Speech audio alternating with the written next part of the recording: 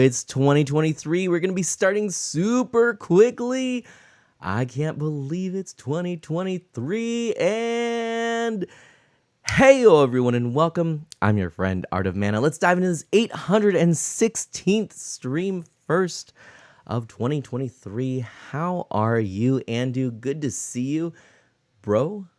I know there was no video at the start of the stream, but we're sort of messing around with stuff because, and you'll see this in a second here. Although actually I might do something to tweak some stuff here in a second. But you'll see here the reason for this is because, oh, what's that? Ooh, oh, nice. How's that going for you, Andu? You enjoying that? You liking the wrestling? The coach is pushing you hopefully in a good way, making you only stronger and better and all that good stuff. That's exciting. It's very exciting. Yeah, I have heard a lot of people say good things about wrestling, but I myself never wrestled, so I can't really tell you too much about that, other than, hey, apparently it's a fun thing, so if you know what I mean. Yeah, give me a second here. I'm going to try something. Don't know if this will work. To be honest, I don't think it will, but I'll explain in a moment here why I'm doing this. No, you know what? I think I'm just gonna not worry about it. So yeah, I currently, oh, maybe I can do this. Nope. There we go. That works. Okay, comes in with a washer and dryer that aren't on, with a bunch of NES games. This is how you clean them, right? To some people, that might be a legitimate answer. I don't think it is. I wouldn't suggest it. Cardio. Okay, there you go, Andu. Cardio's good. It's good for the body, you know? Pixel Knight says, some of my relatives were great boxers. My granddad was the best in his Navy unit. That's exciting. That's a really cool thing to share. Well, Pixel Knight, welcome on in. Happy New Year to you. Happy New Year to you, Andu. And let me show you here. Are you ready? Are you ready for this? Are you ready for why this is so cool? 3, 2, 1, boom, whoop, pow! It's hand cam, and you've got the NES games right there, just down there, ready for us to mess around and do some good things. I'm excited for that. I can sort of switch things around, boom, like that, make it nice and big. And so I'm really pumped to be able to share with you some of my tips and tricks about cleaning NES games. Now, in front of me here, these are a few that I actually did. let me explain for a moment. I'm just going to go back and kind of explain what's going on here and why this came about, why I'm streaming this, why this is the first stream of 2023. Okay.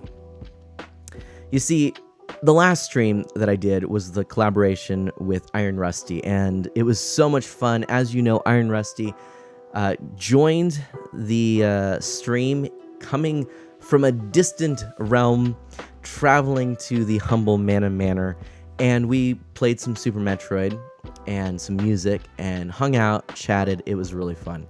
Well, during that visit, we're both retro video game enthusiasts, having grown up with these games. And in fact, these games, right? Well, sort of. I'll get to that later, perhaps. But we went to a little shop where we were able to procure some new NES games. So I actually grabbed this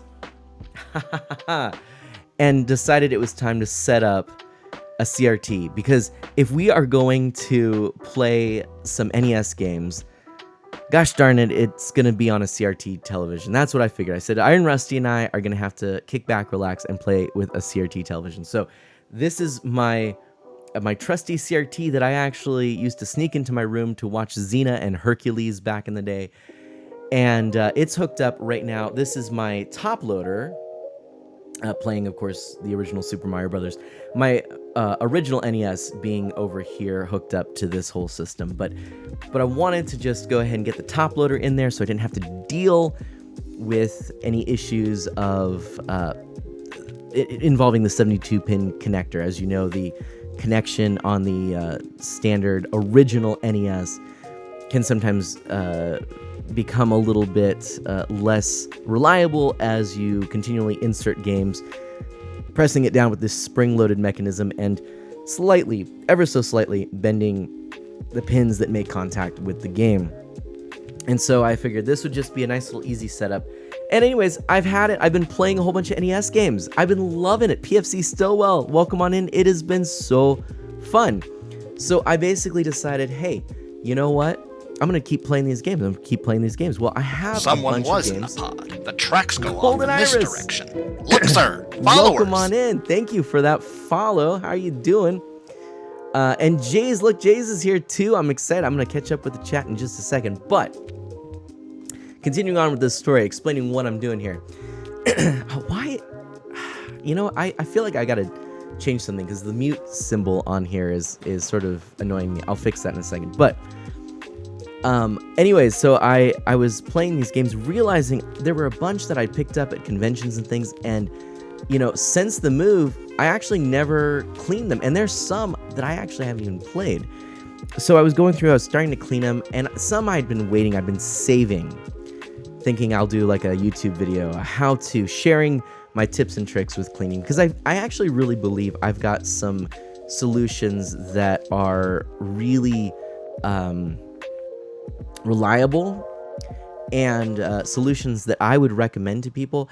And I've seen some solutions such as a magic marker, magic eraser, not magic marker, magic eraser, the one with Mr. Clean magic eraser. Please don't use that. It is an abrasive technique, and what happens is you actually are essentially using sandpaper on your game and sandpapering off a layer of your cartridge, losing the original texture and finish. So please don't do that, is basically what I'm asking you. And look at some of the tips and tricks I'll show you. I also, unfortunately, I have a couple things I probably won't get to show you today for various reasons. Whether I didn't have the supplies handy, or it just would be too involved, or it's better to do outside. And I'll kind of explain those for you.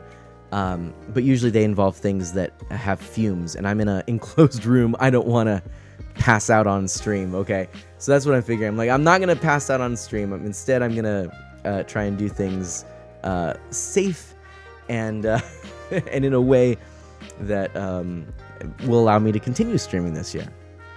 But yeah, so I was cleaning some of these games, figuring I'm going to go for it because I had such a blast plugging them in, playing some games, enjoying myself, and I figured, what the heck, maybe some of you might find it interesting for me to share some of this information. So anyway, yeah, I wanna I wanna say thank you so much to everyone who's come on in. It looks like we've had a few additional people. I really do like this. PFC Stillwell. Yes, the desk of mana is exactly what we're seeing here.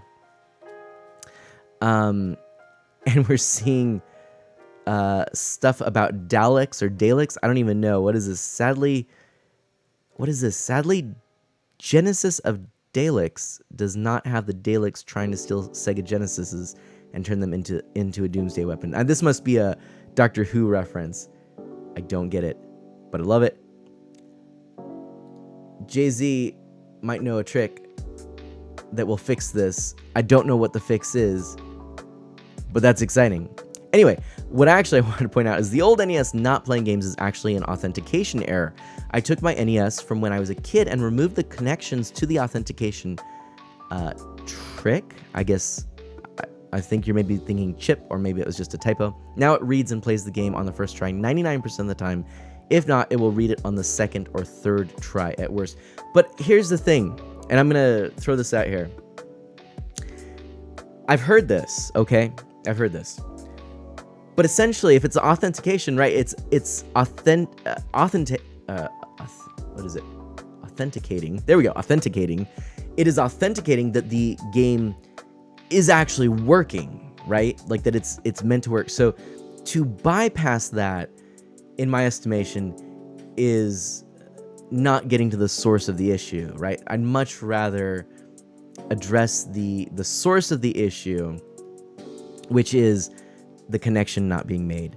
If the connections are there, if you've got that, then you're good.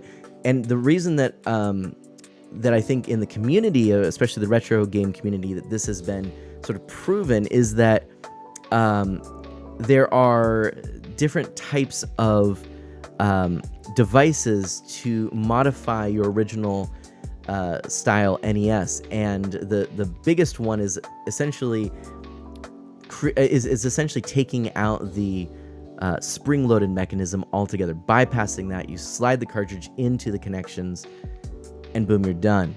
And that has been very effective for people. So anyway, and then let's take a look at this. Golden Iris coming on in. My friend, I think their username on here is Vexboy. I do know Vexboy, I'm not sure though. Told me about you, and we watched a few of your streams together, and you seem pretty cool, so I thought I'd come follow. Golden Iris, thank you so much for that. That is awesome. I really appreciate that. And yes, Snowhold, the classic, the tried and true, right? You know, just, you know, like pick it up and, you know, play it like a pan flute. No. You know what most of the time that is doing is actually just reseating the NES cartridge and allowing for the connection to be a little more stable. But of course, I'm sure you know that. And PFC Stillwell, thank you. Apparently it is pronounced Dalek rather than Day. So thank you for that. Now, if you'll give me a second here, I want to try something. I'm a little bit annoyed at something here. Let's see if I can go in here. Okay, audio, mic volume, done. So I can unmute this in theory. No, why is that happening?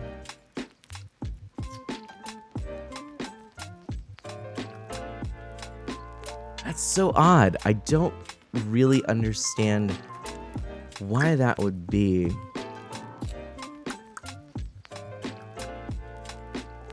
But I guess that's okay. I'm gonna just, apparently I'll have the little mute symbol there, which I don't love, but hey, you know what? Let me think this through. There's gotta be something I can do.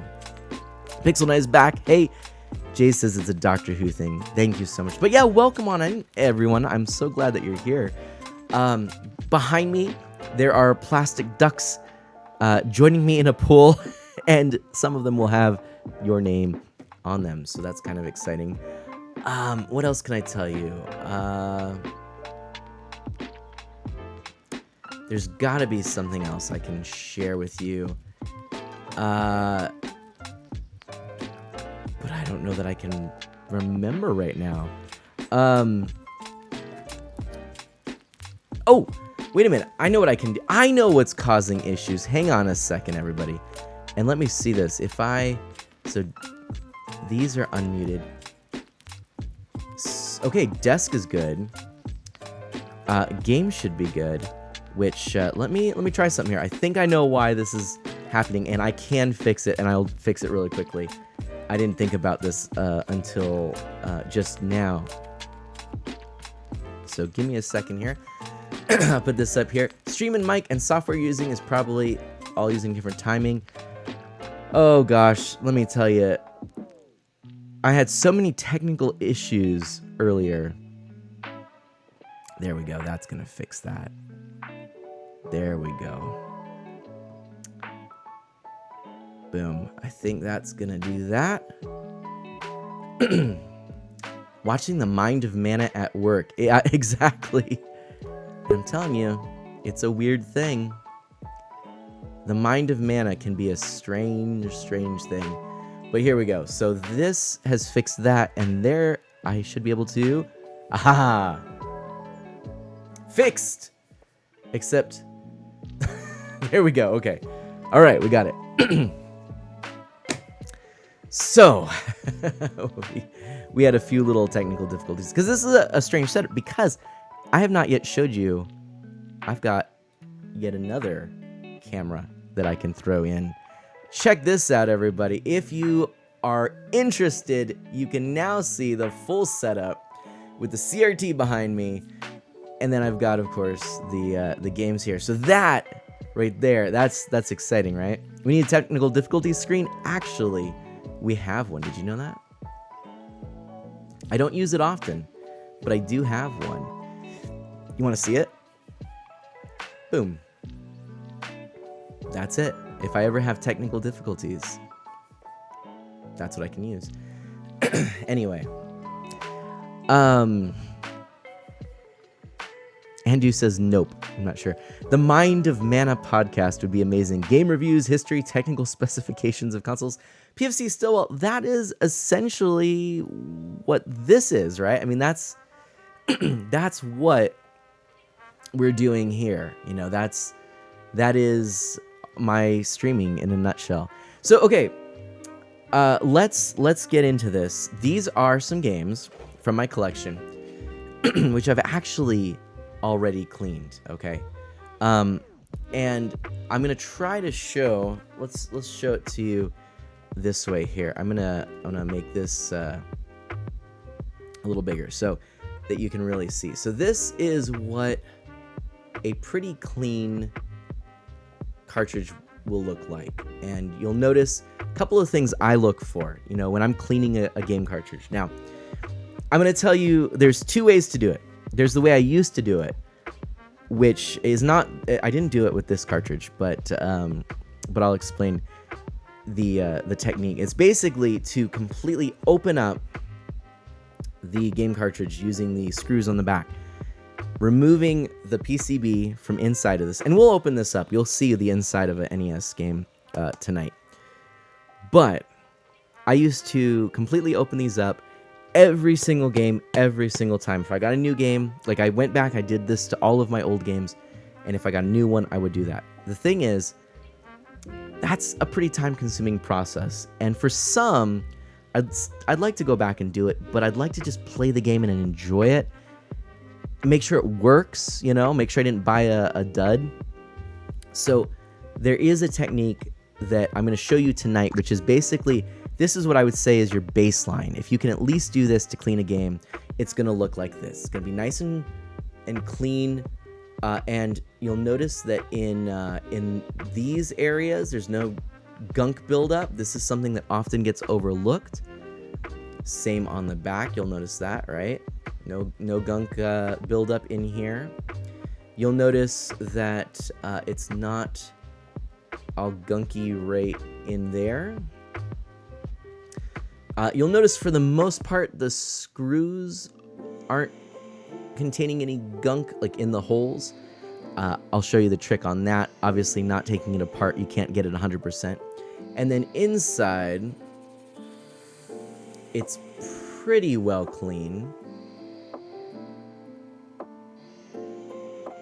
And most importantly, the contacts are clean. I should probably grab my flashlight here. I've got all kinds of tools here ready and waiting for me.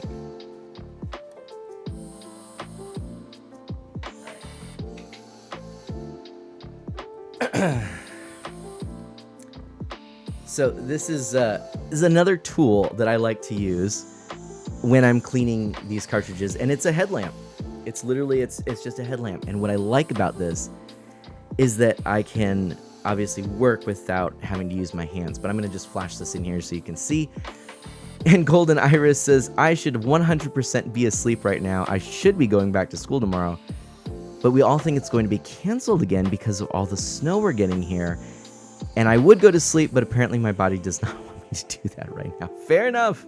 Fair enough. Hey, you know what? Sometimes the body knows, right? And then Scooter's here with the Hey Banana Mana. Welcome on in. Thank you so much. Jay's please says, so do you make all your own art? I assume with the name that you're like an artist. I am an artist. I would consider myself an artist. But to answer your question, yes and no. Most of what you see is all original. I mean, I create, borders and things like that. Everything is original. I can do more, but I often don't have the time or the resources. So things like the emotes and stuff is actually a friend of mine who's actually gone to school, like a college level program to get a graphic design degree. So, basically most of what you see is mine, but especially the stuff like my emotes and including the casting with mana emote there, that is actually Ginny Gravity. And let me get a shout out in here so that you can know who I'm talking about. Oh, let's see here. Pixel Knight says, looks like I had some technical difficulties. What happened? So if you are interested, Ginny Gravity. Oops, did that work? Ginny. Oh, it didn't work. I wonder why that didn't work. You know who she is, Jay says. That's good. I just don't know why. S.O. Ginny Gravity. Oh, there it is. It just took a little bit. There we go. Ginny Gravity. That is the artist of mana, I like to say. But anyway, going back to this, let's turn this on here and show you what that looks like in there. All right, you see that? Nice and clean, but you can kind of see some like dust and debris in the corners, but it's not a lot, okay? And then it's hard to tell, real hard to tell, but those contacts are looking pretty clean. Now, that is a game which I cleaned using the method I'm going to show you. I'm just going to grab another game here. Yes, here we go. This is a game which I have never in my life cleaned, I don't think, other than maybe the contacts. This is my very original copy of Super Mario Bros. 3, and you'll notice, look how minty fresh that label looks. That is a nice clean label. I'm trying to get actually the glare. Normally I wouldn't, but the glare reveals how clean that is. And this has always been in, in a sleeve, usually in a case. Here we go. You look at that texture and the color and everything of this is what an NES game is supposed to look like. In fact, I haven't actually gone through to look, but I would say this is probably my mintiest, freshest NES game. Did you like that one, Scooter? Did you like that? Show us little Samson, Jay says. Oh, man.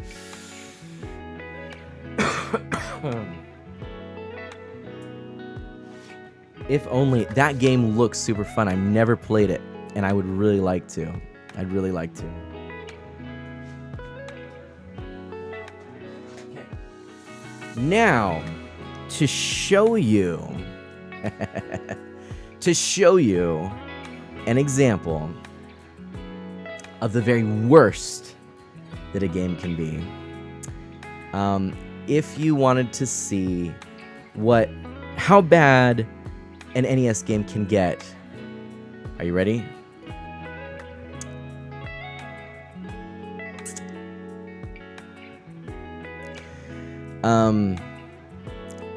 This is about as bad as it gets. This is anyone know what this is? Look, DJ Croy, who maybe had 7 games, was not very kind to this game. This is a Konami game. I don't know if you can tell. And yeah. Let's see. So, The Adventure of Bayou Billy, that's exactly right what it is. You got it right. And yeah, someone like spilled toothpaste on it.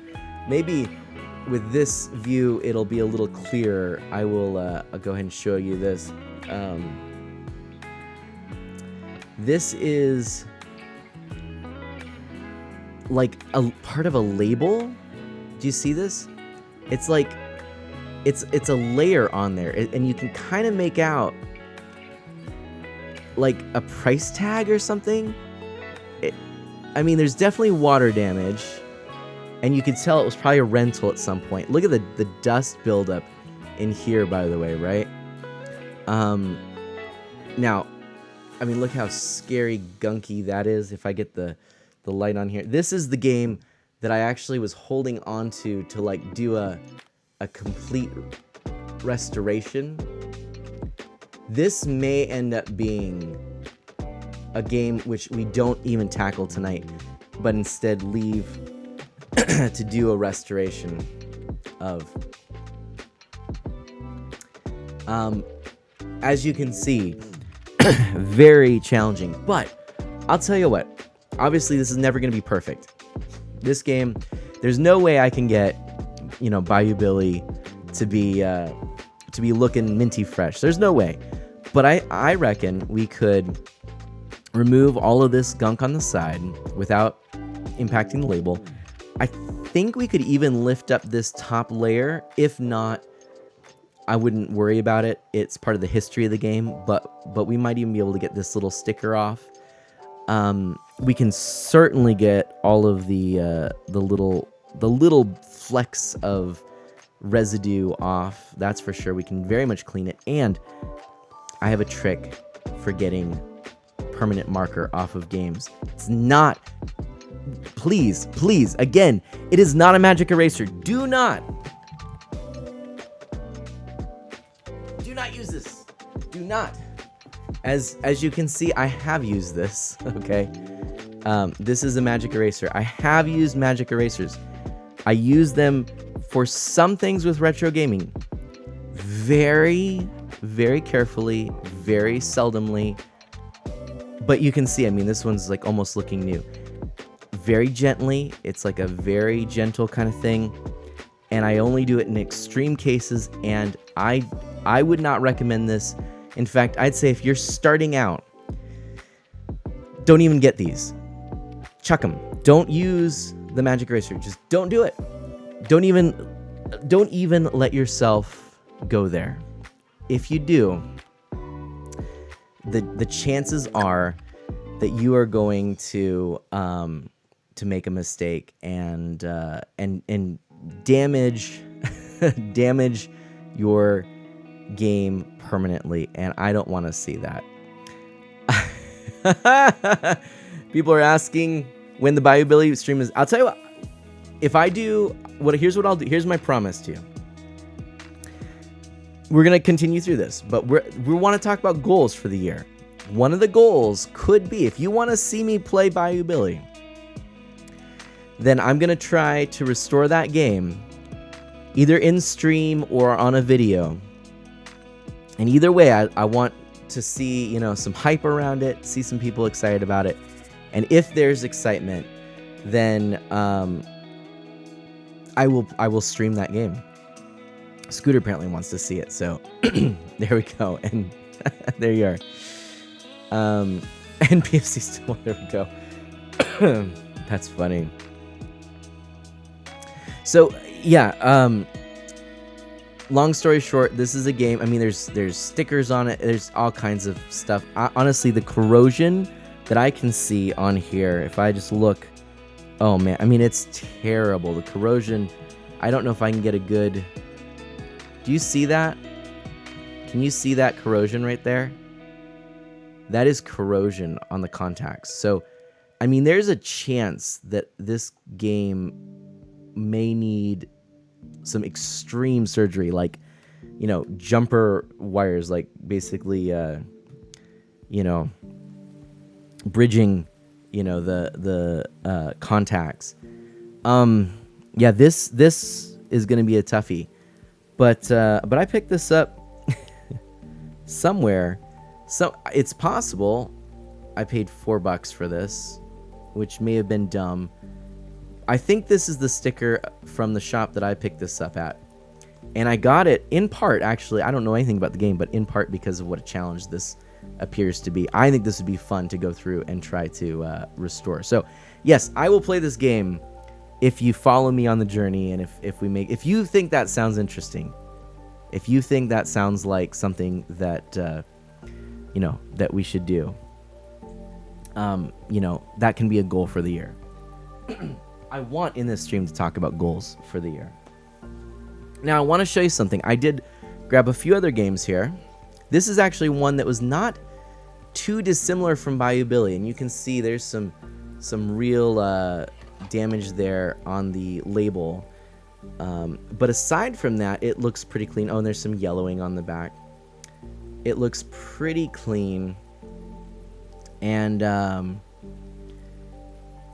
the actual issue is on the contacts. There is some corrosion on the contacts. Same for all three of these games. These are some games I cleaned, but I don't want to pop into the system until I take care of the corrosion, and that means taking these apart. So here are three games that at least that I'd like to take apart. So how's everyone doing? What up, John? Hey, how's it going? One Up John says, hi, artofmana. That game is rough.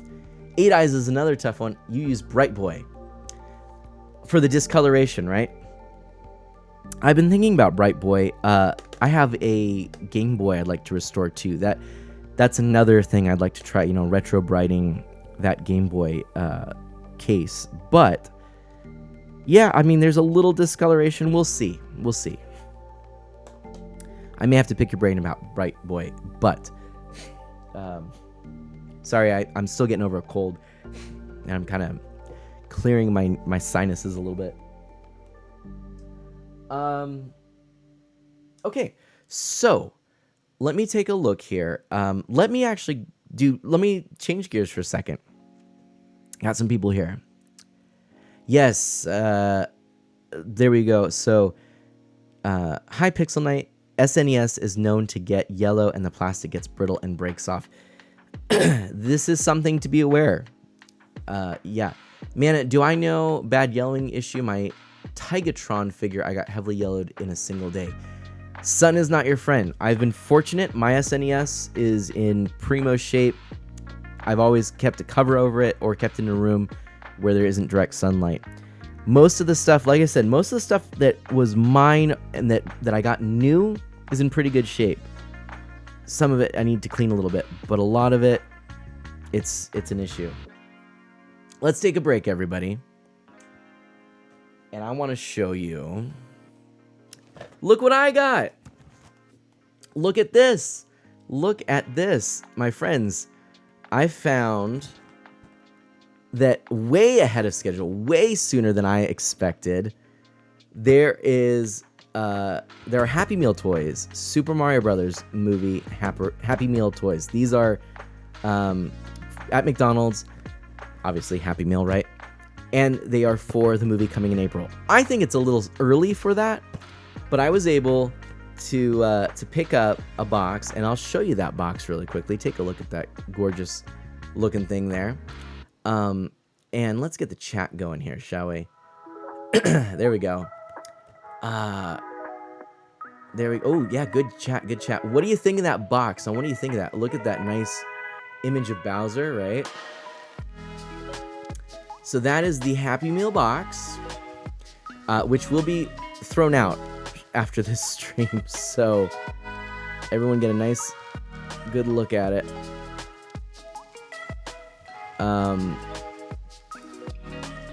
There we go. All right, I like that side of it too. You can actually see there's like some grease stains. I don't think there's anything exciting on the bottom. There we go.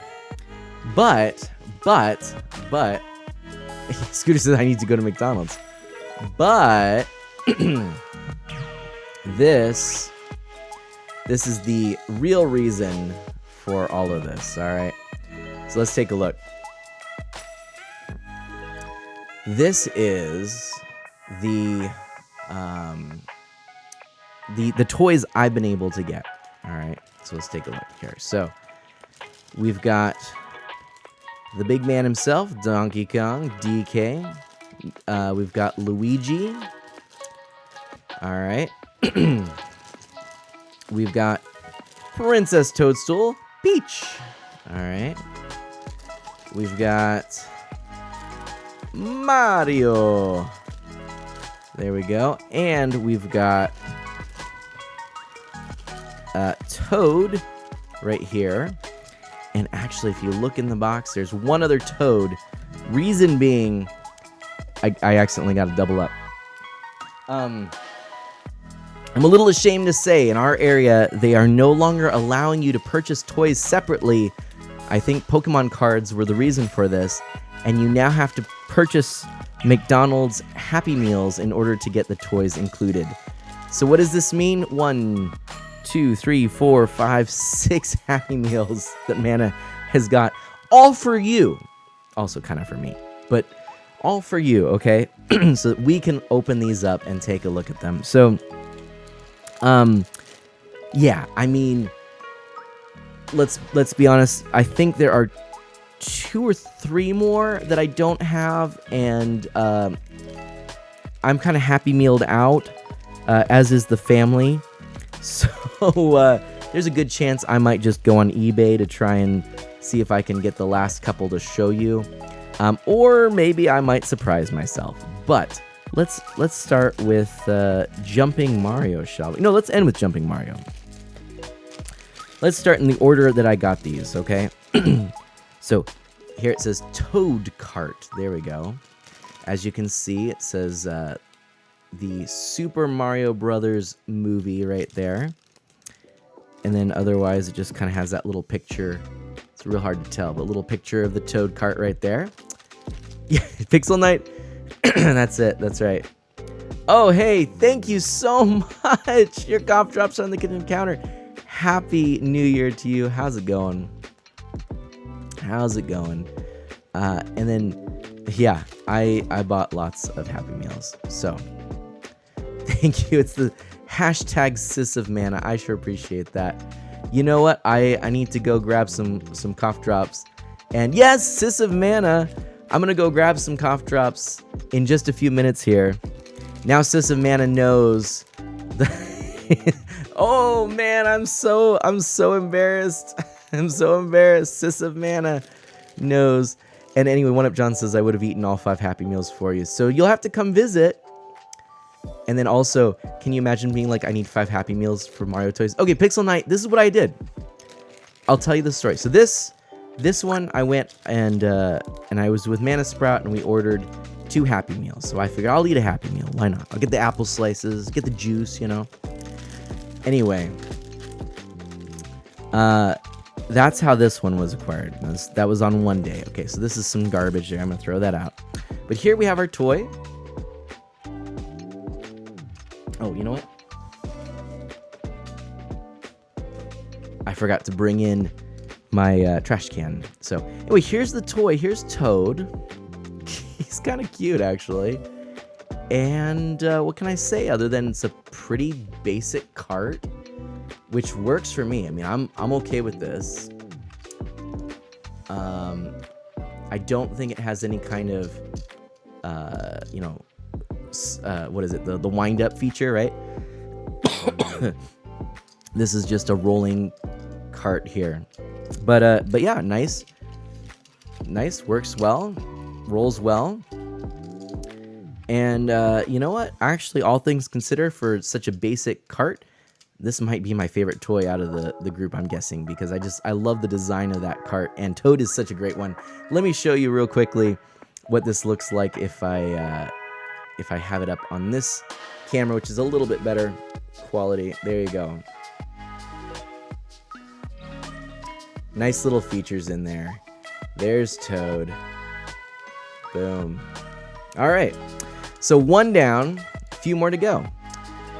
Next up, and as you recall, I have the other the other cart that was purchased that same time. Next up, I went to McDonald's. And oh, let's take a look at one thing. So Toad apparently was number 2. Okay. So that's worth remembering, is that apparently, ostensibly, Toad was the second toy. The third toy is what I got next, and that is Luigi. So the new Super Mario Brothers movie, there you go. It's got some instructions there. It says Flashlight Luigi. Flashlight Luigi.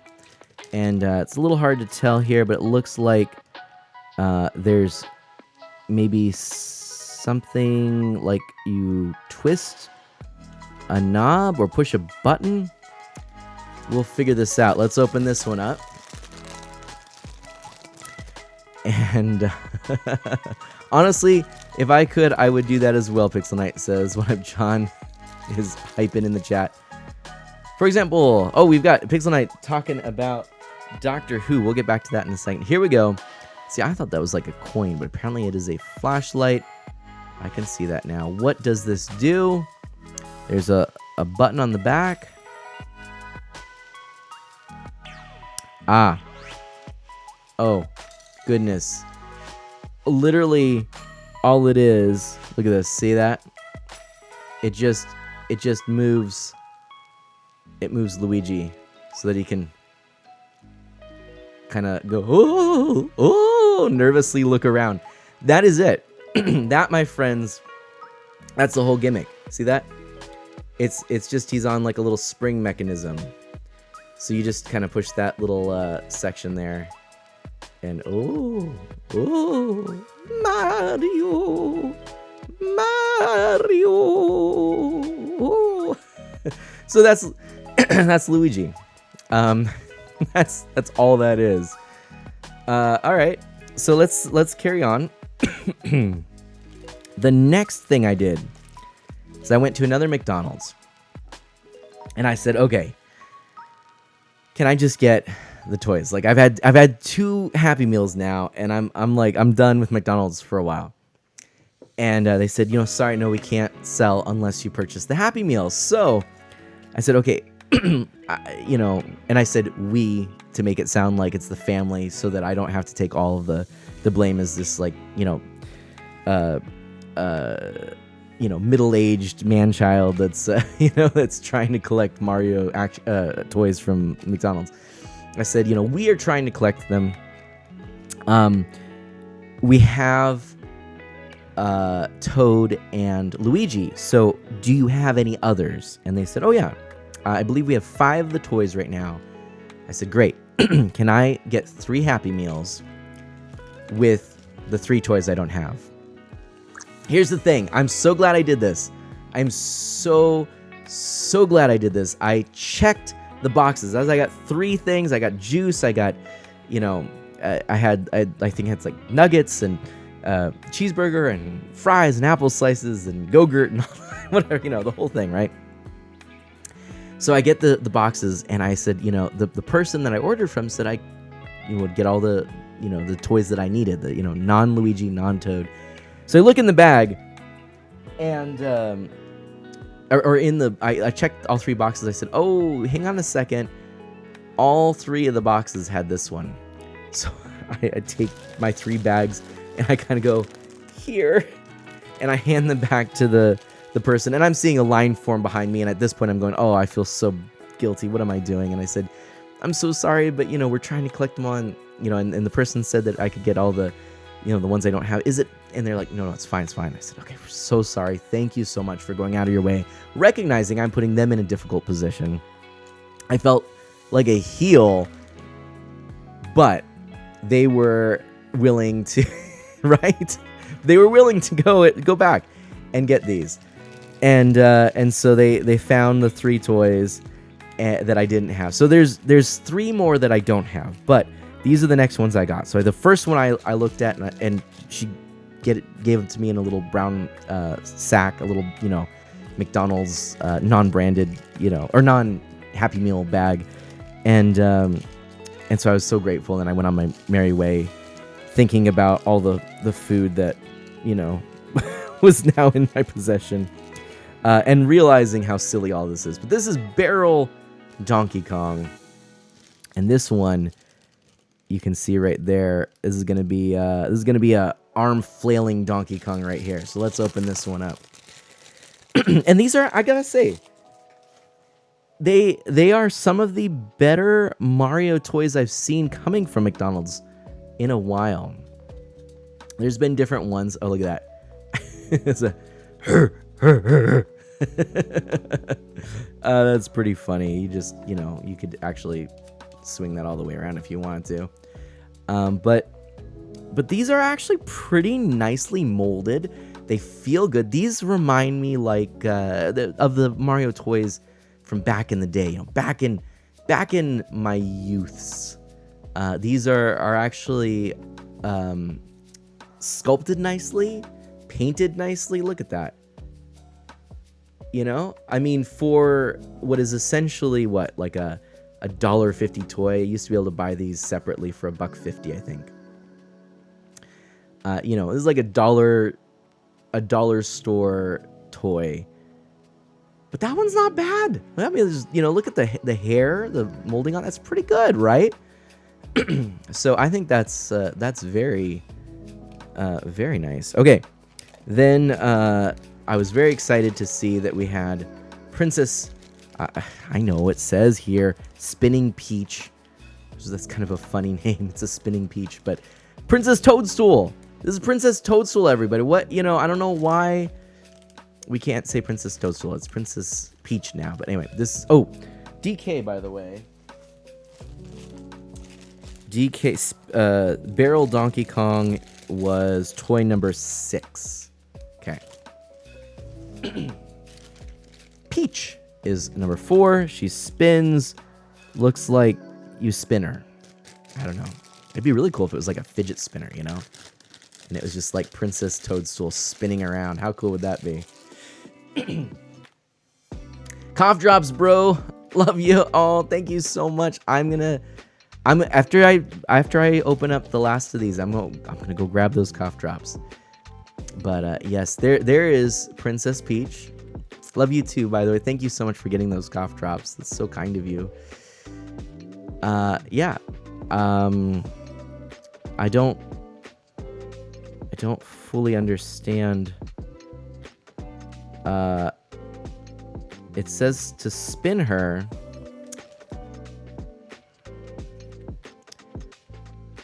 I believe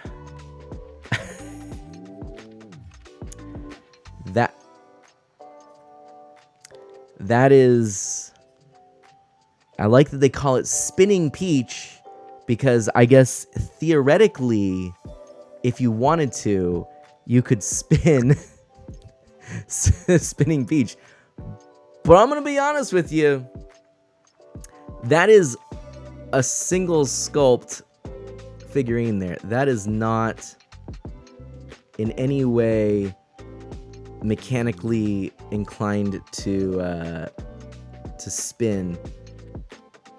Other than that you could do this.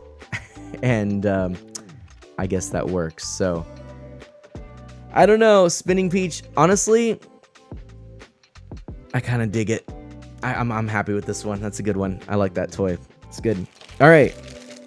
And that was what number? I can't remember now. 4. So 1. Now we've got 1. This is Jumping Mario, and Jumping Mario Looks like you pop Mario into the pipe, and then Mario comes out. All right. And that's fair, Pixel Knight. All right. It's all what you grew up with, right? And yes, one up, John. Boy, do I hear ya. Eggman will always be Robotnik, and Peach will always be Toadstool. Isn't that the right thing there? Okay. So pretty nice little pipe there. Okay. So let's put Mario in the... Wahoo! Wahoo! Wahoo! Okay, that's it. That's the gimmick, everybody. It's not bad, as far as gimmicks go. It's not actually that bad. You could see it's. I mean, these are very simple, and I kind of dig that. I appreciate their simplicity. This one, I mean, there's another Mario toy. It's one that's in a kart racer. It's interesting that neither show all of Mario. This is Mario in a pipe. So, I mean, go figure. But, not bad, not bad. Let's see the lineup here. Get all the toys out here so that you can see them. And these are the McDonald's Happy Meal the Super Mario Brothers movie Happy Meal toys. I'm missing 3 toys. I'm missing the Mario in a Mario Kart, a Bowser figurine, and then another, which is a character that I suppose will be revealed. It almost looks, well, it's like a little blue figure, perhaps something like what do they call him in Super Mario Galaxy? The Luminos? I can't remember the name, but it kind of looks like that, or like a little sprite type character. Anyway, hey, how's it going? We've got Camion Renokai coming on in. At least between those two, Princess Toadstool got the better rename. Does Eggman strike fear into anyone's heart like Robotnik does? No. Very valid point. I agree with you. Lumas, yes, I think that's what it's meant to be. So, anyway, kind of cool, right? Like, I feel like these are, my hands are. I'm gonna go get cough drops, wash my hands, and we're going to return to cleaning some video games. But this is probably my favorite, honestly. It's surprisingly effective. I mean, I suppose there's just a little itsy bit of nub that allows it to spin. I also really like the Donkey Kong one, actually. I really like the Donkey Kong redesign. That to me looks like a really nice blend of like classic and retro DK. So I'm down with that redesign. This one just cracks me up because it's literally just like like the Mario Brothers very limited range. You got DK like swinging his arm in rotations, and you've got Princess Peach spinning around. And then this one, actually, this was probably one of my favorites, just because I like little carts and cars and stuff like that. So that's cool. Anyway, hey, thank you so much. Wanted to say hi, although I'm resting my hands a bit from work, and no worries. I appreciate you being here. Scooter, these look cool, but kind of lame in what they do. They look cool, right? But a little bit lame in what they do. But then again, it's like, if they look cool, then I'm happy. If they do something cool, then I'm happy. These look cool and do something okay, so I guess I'm extra happy? I don't know. Cool and lame at the same time. Bing! That's it. So anyway, yeah, alright, that was pretty fun. Now, once again, because we've got some people here in the chat now, okay, some new folks here in the chat. This right here, my friends, is this is the worst NES cartridge that I have. Okay. And and that's the other thing I was going to tell you. We can get this off. There is a way, without a magic eraser, there's a way to get this off. I guarantee you I can remove all of this to a satisfactory level, sometimes entirely, but this has been sitting on here for a long time, so it's hard to tell, but I think I could. Looking at it, it doesn't seem to have bled into the plastic. That's when you know that it may not work, but I reckon I can completely remove that and do it in a non-destructive way. No magic eraser. There's a product I will tell you about. I'm not going to use it in this stream right now. I might have to do a video on it later because it does have quite a strong odor to it.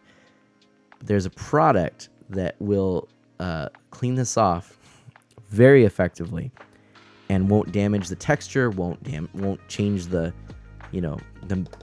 plastic in any way, won't do anything to it. So this is good. But this is, I mean, the contacts are going to be a big thing.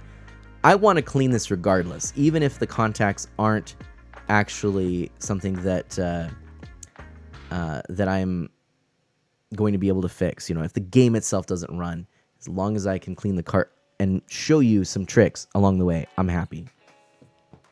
Okay, that being said, my friends, I think it is time now for me to head over to the kitchen counter, pick up my cough drops, and then I'll meet you on the flip side. I have to wash my hands as well. And then I will meet you on the flip side, and we will clean some video games. I'm looking forward to this, so please stay with me. Talk amongst yourselves. Boom. There you go. And I will be right back.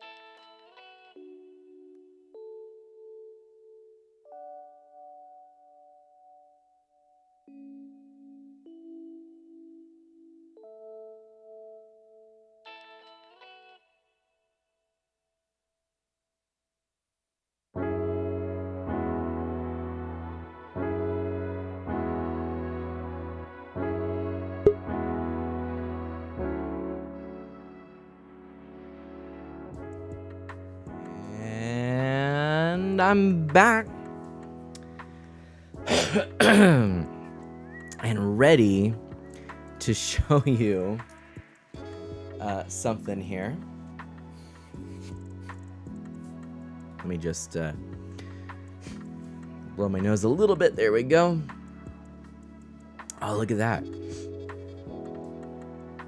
Some good chat I'll have to catch up on. Thank you so much for your patience there. And let's go ahead. Boom. Head back to this.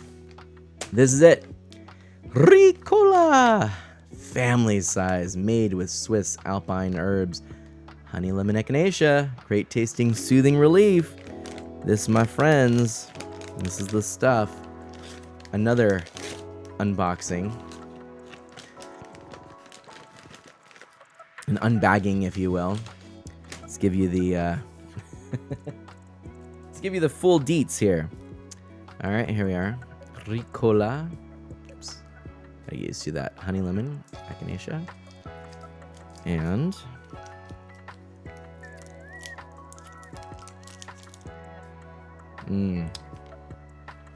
the soothing taste of Ricola right off the bat. Yep. Great tasting, soothing relief. That's going to be good. Thank you, sis.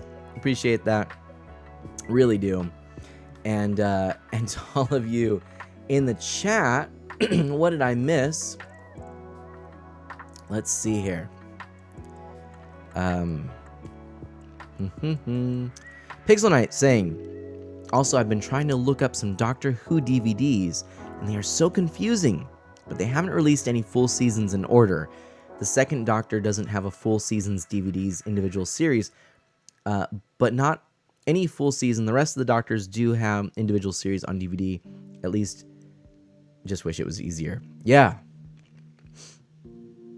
You know, we live in an era where there's so much incredible storytelling, and yet so much of it is hard to find. I went to a comic shop with Iron Rusty, and we were talking about how there are these, and actually I went with my brother-in-law too, and we were talking about how there are series, you know, that you can read, like the graphic novel or the compilation, and that's so nice these days. Because, you know, back in the day, all these comic stories were intertwined, and to collect them all was a big undertaking, and you'd get them serially, and you'd forget what happened. I like the big book full of all of them. I like the digital copies as well. I like the streaming services that have everything. It's unfortunate when that isn't the case. So, anyway, thank you for sharing that. And Scooter apparently likes the music, so I'm glad to know that. Oops, and what have I done here? I messed something up. Boom, fixed. Sorry about that. I was a little worried that I had done that. Okay, so we're going to we're gonna do something here. We're gonna do something. I'm gonna add this back to the stream so you can see my top loader with the here we go. The dog bone controller, right? This is the thing. This is what, you know, I was so happy to find back in the day. Get myself a top loader. I always thought they looked so cool, but, you know, I had a standard NES, so there was no way I was going to ask, you know, my parents to get another NES. You know, the SNES was already out, but I always thought the top loader looked so cool.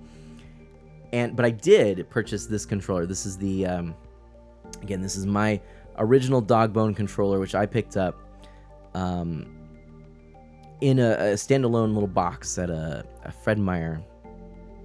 And it works great, as you'll be able to see here. And we can hear some of the music. In fact, if I, let's see here. You hear that?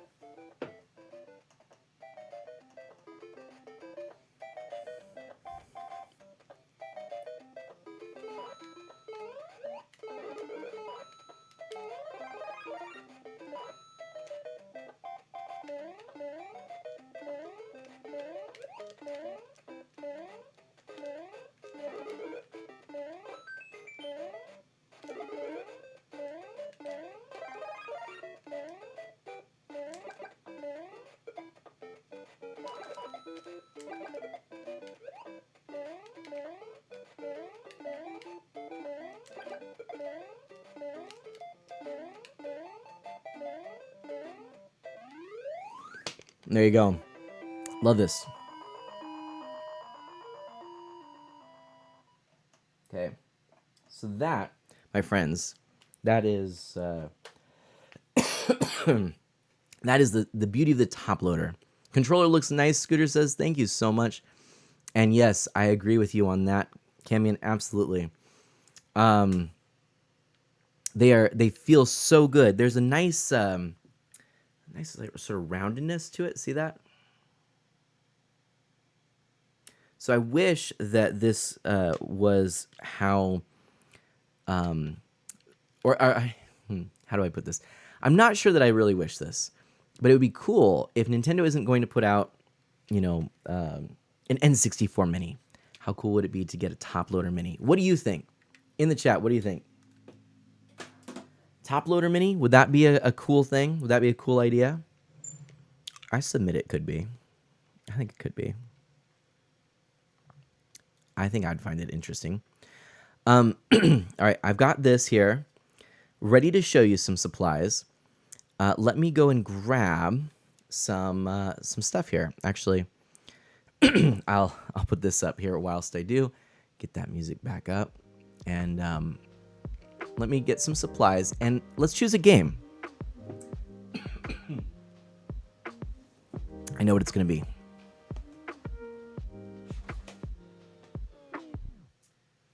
So I can show you my whole NES collection if you'd like. But I think we're just going to go in order of the rest of the games that I haven't already, kind of cleaned thoroughly. And so we're going to start with this one. This is a new pickup for me. This is my first ever copy. And it was my first time ever playing Adventures of Lolo. It's a fun game. So we're going to clean this. It's not too shabby. Definitely could be a lot worse. But let me show you the tricks.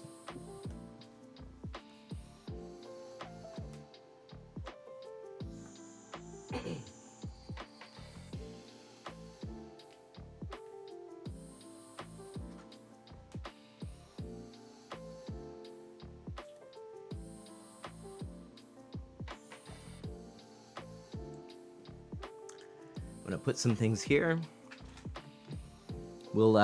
I'll explain.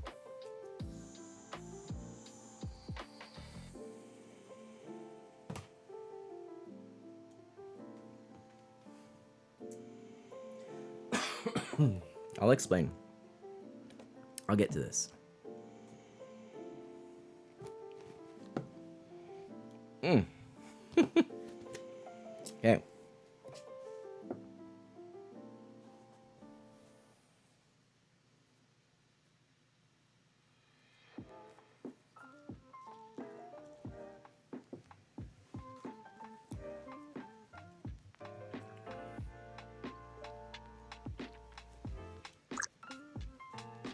All right. Here we go. Nintendo could release a Famicom model for the US. That'd be kind of cool too. Right? Yeah. One Up John says Sega released a second Genesis Mini and it was the Model 2, so Nintendo could do the same thing with the NES. Did you pick up the Model 2, by the way? Or the, SNES or the Genesis Model 2? I'd like to pick one up, but I just couldn't quite justify the expense. Anyway. Okay. First, let me go through some tools. These are the tools for a basic clean. Okay? So, first, obviously, we need the game cartridge, right, that we're going to clean. Okay? I already shared this earlier, but let me put it on.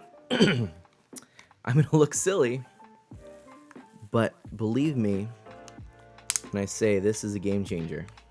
Okay? This is a game changer right here. The light, this is a game changer. Because now I can look at the game and I can assess. I can be like, oh, look at, yeah. See, I can see some issues there. Yeah. Okay, game changer. So yeah, headlamp, definitely a good idea. Oops, hold on. Let's see if I can shut it off. There we go. Definitely a good idea. I do recommend a good headlamp. um, oh yes, I love it. I love it. I love it. I love it. Then, what I recommend is a nice little throwaway cup. I happen to have this little Christmas themed Dutch Brothers cup here. And I've already used it, so it's a little dirty in there. And there's some dog hair in it as well. There we go. Clean that out. And I use that in conjunction with 99% isopropyl alcohol. This is the good stuff here. This, being that it is 99% alcohol, it evaporates extremely quickly. This is what you want when you're using this on electronics. It evaporates quickly, doesn't leave all of the water to then, rust components, damage components, and all this stuff. So that, with the cup, that's a good thing. That'll get you most of the way. And then with that isopropyl alcohol, I like these little 1-up cards. I was recently turned on to the idea of them. I used to just use either cotton swabs, or if it was a system that I had the official cleaning kit for, which I do for the NES, I would use the official cleaning kit. I don't have that handy to show you, but these, I got a package of these. They're inexpensive and do the same thing as the official cleaning kit, but a little bit more neatly, in that you've got one little card and then you use both sides. It tells you which is the wet or the dry side. So I fill a little isopropyl alcohol in the cup, take the fluid side in here, put it in there, and you use that to clean the contacts, okay? So you just slide this right in there, and you swipe like a credit card, and then you flip, and then you just sort of dry it with that. And that kind of, it's got a little bit of abrasiveness to it. I shouldn't say abrasiveness. It's just enough of a brush texture that it kind of cleans away all that buildup. Just the general dust, dirt, grime buildup stuff. So I like that. Now, I also like to have a little brush, and this isn't the most ideal one. It's been working in a pinch because I've sort of misplaced the one I used to use, and I might need to pick up another one. I may have thrown it out because it just got old. But the problem with this is that it's not quite long enough or stiff enough. I like them a little longer and a little bit stiffer to avoid getting the what do they call it? The barrel, the metal part here, rubbing against the plastic or the contacts. So if it's a little bit longer, that accomplishes that, and then just by being a little stiffer, it actually will allow you to clean inside there a little bit more easily. You can also use it for areas like in here, okay? So, you're kind of doing like a pushing motion, right? So that's handy. But in situations where you have a bunch of buildup in here, like dirt and grime, it's really kind of gross, right? I like to use this, which I believe is actually like a dog toothbrush.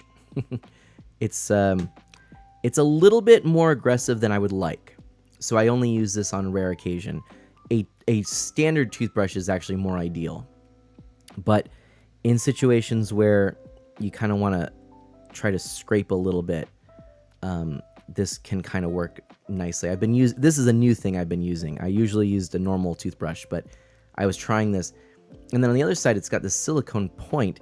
So I've actually used that to kind of push away any dirt, and it sort of molds to the corners here. So I've actually used this more. But honestly, I don't tend to use the bristles or the toothbrush that often, because I'll show you what I do use as the general clean. And then I found that if there is any dirt and grime that I can't get with that, or something really soft like a cotton swab, I actually go in toothpicks or barbecue skewers. So here's an example of a barbecue skewer, and then a toothpick. You'll see that the points here are just a little bit different size.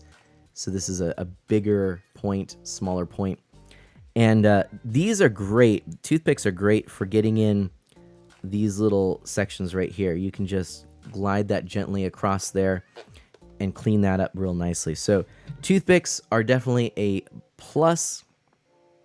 Now, on to kind of the main event. Let me explain to you what I actually use to clean. It's like my initial quick clean, and so I'll show you how long it takes. It doesn't take long. So, especially if it's a game that's a little bit grimy, we're sponsored by Tub of Towels, heavy duty cleaning wipes. So these are pretty good. These are solution soaked, fiber weave, durable, industrial strength formula. These are used in auto shops, and it gets grease. That's what I've noticed. What's great about these, the Tub of Towels, is they do leave a bit of a residue. So be warned. This is not your only, one and done. But I really do like using the Tub of Towels for an initial clean, especially for a kind of greasy game, something like that. Metal Ryan Cluster, welcome on in. Happy 2023 to you as well. Welcome on in. Pixel Knight, welcome back. So yeah, heavy duty cleaning towels. This is a good idea. I like these. Then, what I like to go in with is either these are some Clorox wipes. These happen to be compostable, so these are the new ones. I used to use the non-compostable before I knew about these, so we're trying the compostable. I haven't found there to be any issues as of yet. I do like, it's plant-based cloth, cleans without harsh chemicals or fumes. So this is why I like this. This happens to work pretty well. I've also used just kind of your typical wet ones in a pinch. But I think if you did only one thing, these are what I'd recommend. If there is a lot of grease and buildup, use these first and then the Clorox wipes. And if there's a smoke smell, there's actually some tricks for that too. I use odor eaters that have activated charcoal, and I set the game aside in a box with the activated charcoal odor eater, usually for a week or two, honestly. Sometimes as long as a month if it's something I really need to get that smell out of. And then, of course, you're still going to do all your standard cleaning and stuff, but something like this, which has a kind of a nice perfumed scent, is another kind of extra thing I'll often wash a game with. But that brings me to the final steps here. So after I've used those, I wipe everything down, and I usually do it quickly to prevent any damage to the labels with this microfiber cloth. And then the final thing I do, depending, I will either use the alcohol prep pad, which is just a 70% isopropyl alcohol solution in a pretty nice little pad. This would be used in the medical industry. You don't get any sort of fraying of the cloth, and it's disposable. These are wasteful, but they work extremely well, and I use these just for my general controllers. I really like this. And then, what's nice about these is that they are even faster drying than these. They will almost instantaneously dry. So I'll use a combination of these depending on what I feel. If there's a lot of buildup of the other like Clorox wipes, I'll often go in with one of these because it'll sort of dry everything up, suck up all that moisture. If there isn't, I'll usually go with this. So we usually only need one. One or the other.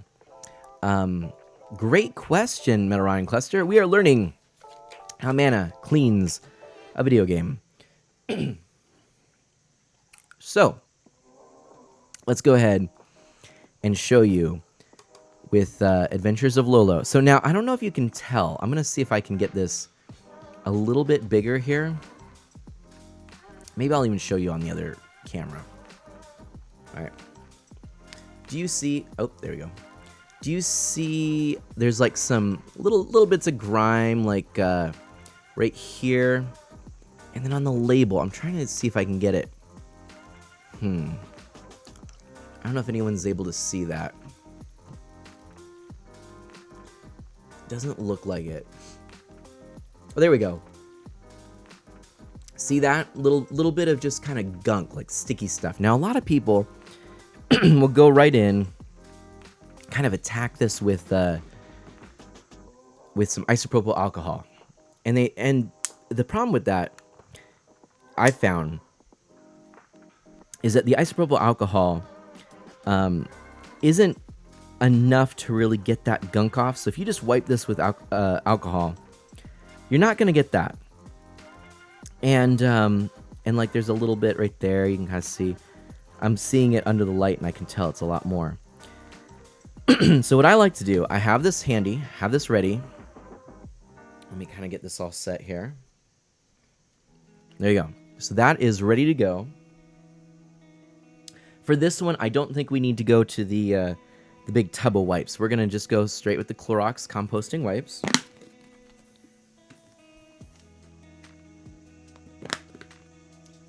So I get one ready here. There you go. See? Pretty basic little thing there.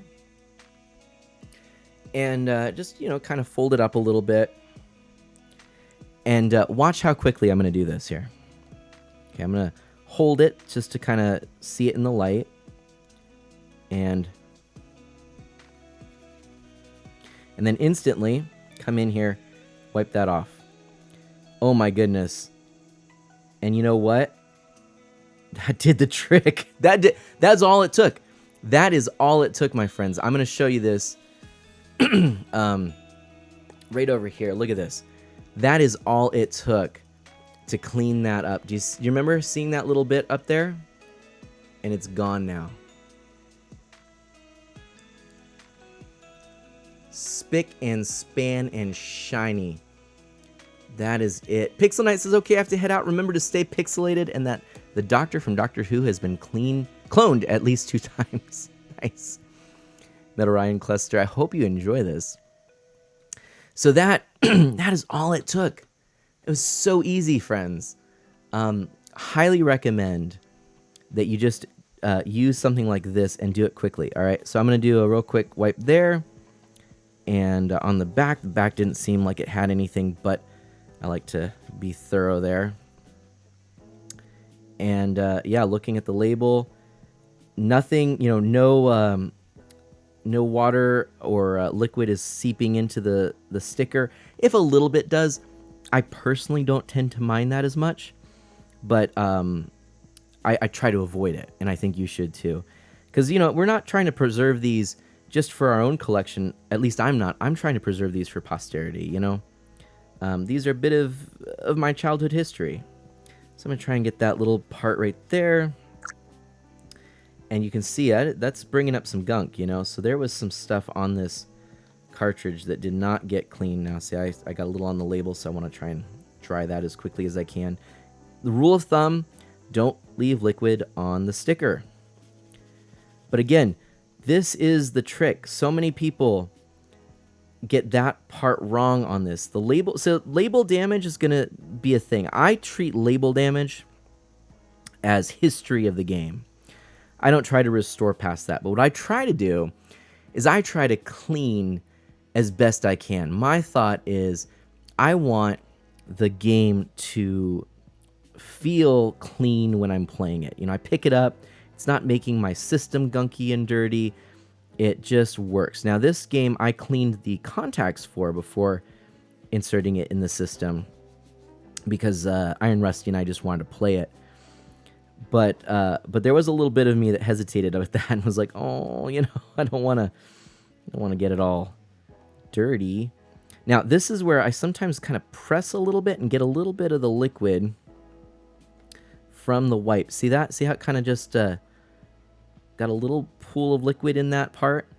And then I can do something either with a cotton swab or honestly a toothpick is usually what I would end up using.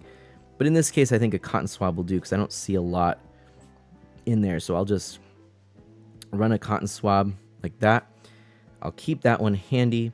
But I am actually going to use, after all, a toothpick because I like to kind of go along the side here. This is where sort of just a little bit of buildup can happen. I'll do a little bit right here. Get that. Sometimes it's nice with that that liquid. I'm not seeing anything when I go to clean that, so I don't think that I need to worry. Yeah, that's looking pretty clean in there. And then I also like to just take a look and see, you know, is there any buildup in among the screws? And I don't see anything. So this game actually, you know, that was a quick clean. It didn't take long, right? So I can look in here. Obviously I already did this for this game and cleaned it, but I'm gonna go ahead and do it again. Yeah, I'm gonna do it real quick. So we grab that plastic cup, little isopropyl alcohol here. Animate barrel, hi, just got home from my ceramics class. I'm exhausted. We'll kick back, relax, join Dr. Mario as I clean some retro games. Oh, there we go. Get the dog hair out of there. All right. Not much. It's about all I really need. I don't know if you can tell. No, I don't think I can. Yeah, about. Can you see it with the light through it? I don't know. Not a lot. Just enough to sort of swish around in there. I've had this bottle of 99% isopropyl alcohol for probably well over... Gosh, it might be a decade at this point. So it doesn't take a lot. Then we go ahead. We grab our... Oh, you can tell this is a new... I grabbed a new one of these. And you see it's 65... Oh, thank you so much. That's awesome, Animate Barrel. This is the 65% bi-constituent fiber. So it's polyester and nylon. But what I tend to do once I get a new one that I bring into rotation is I just take out the tag there so I don't accidentally scrape that along something. I grabbed a new one because the one I had been using was starting to get a little bit rough. They don't last forever, you know? Okay, so now that I've got all this set, I just take the cup, I take the fluid side, let's get that, and I just sort of splash it in there. You can see that gets that nice and damp there, you can kind of tell. And doesn't have to be, oops, I just dropped it back in. Doesn't have to be sopping wet, so I try to kind of get it a little bit cleaner, a little bit drier. And then simply take this, slide it back and forth. And then for the NES games, I go ahead, if I'm not going to open it up, and I actually do the inside as well to get that dust buildup. If there's a whole lot of dust buildup, I'll try and stick either the cotton swab or the barbecue skewer into the corners to get any of that the dirt and grime buildup in there. But if it's really bad, it honestly makes better sense just to take it completely apart and then clean it more thoroughly. But now I take the dry side and I simply go across the contacts like so. And I sometimes will also kind of flick the contacts a little bit like this. Both with the wet and the dry side, if they're particularly grimy. And I try to kind of make sure that there's nothing left on the edge of the connector here. So I kind of run the dry side over it like that. So there is a game done. Now, obviously, I was stopping to show you things, but that didn't take long at all, did it? Not too bad, right? Not too bad. Animate Barrel, I'm so glad. What is the card? that happens to be labeled. This is a 1-up card. I really highly do recommend these. They're pretty inexpensive. You can get them on like Amazon even, honestly. And so as you'll see here, the idea is that you moisten the fluid pad with alcohol, rub against game contacts, buff contacts with dry pad. That's it. On the back, it's just like a standard plastic credit card material. So the idea is really just simply to have a real easy little solution for getting those contacts cleaned. I think this is great. Highly recommend this product. It's easy. It's inexpensive. Sometimes something comes along where you're like, why didn't I think of that? I used something like it for years. And then when I saw that there was actually something you could purchase that was like the thing, I was like, oh, that makes so much sense. So here we have Adventures of Lolo, a new game I picked up. And looking at it, it's already dry in there. And now, the last thing I would typically do if it was something that was maybe not as clean as this one, where I felt like I was maybe smudging gunk around, not just wiping it off with the Clorox wipes.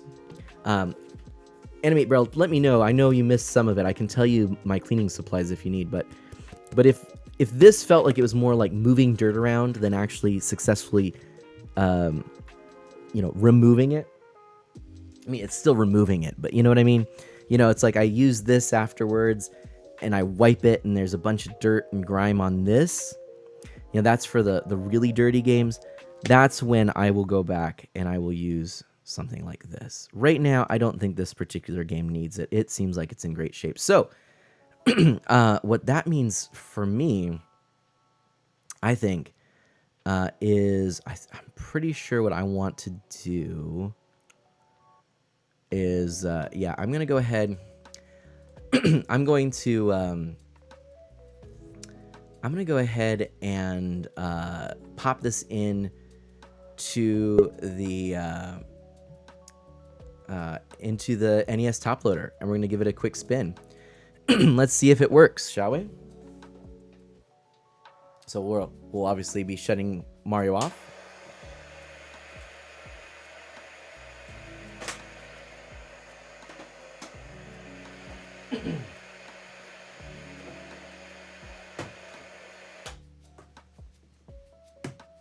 First time, easy, not a problem. I mean, that turned on right away. Absolutely no problems. Easy. Let's party. Oh, Animate Rail says, oh, phew, I thought you were ending. No. Nope, just giving this a quick check here. And yeah. I mean, I know I actually played this the other day, but it's just good to know. This was the CRT Animate Barrel that I hooked up with Iron Rusty when we were just messing around and playing some NES games.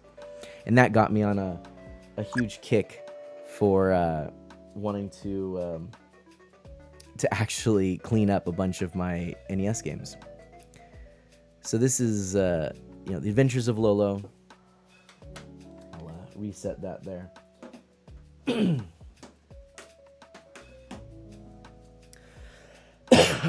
And there we go. So now, let's do. I want to do a game that is a little bit dirtier, and I'm going to show you something here.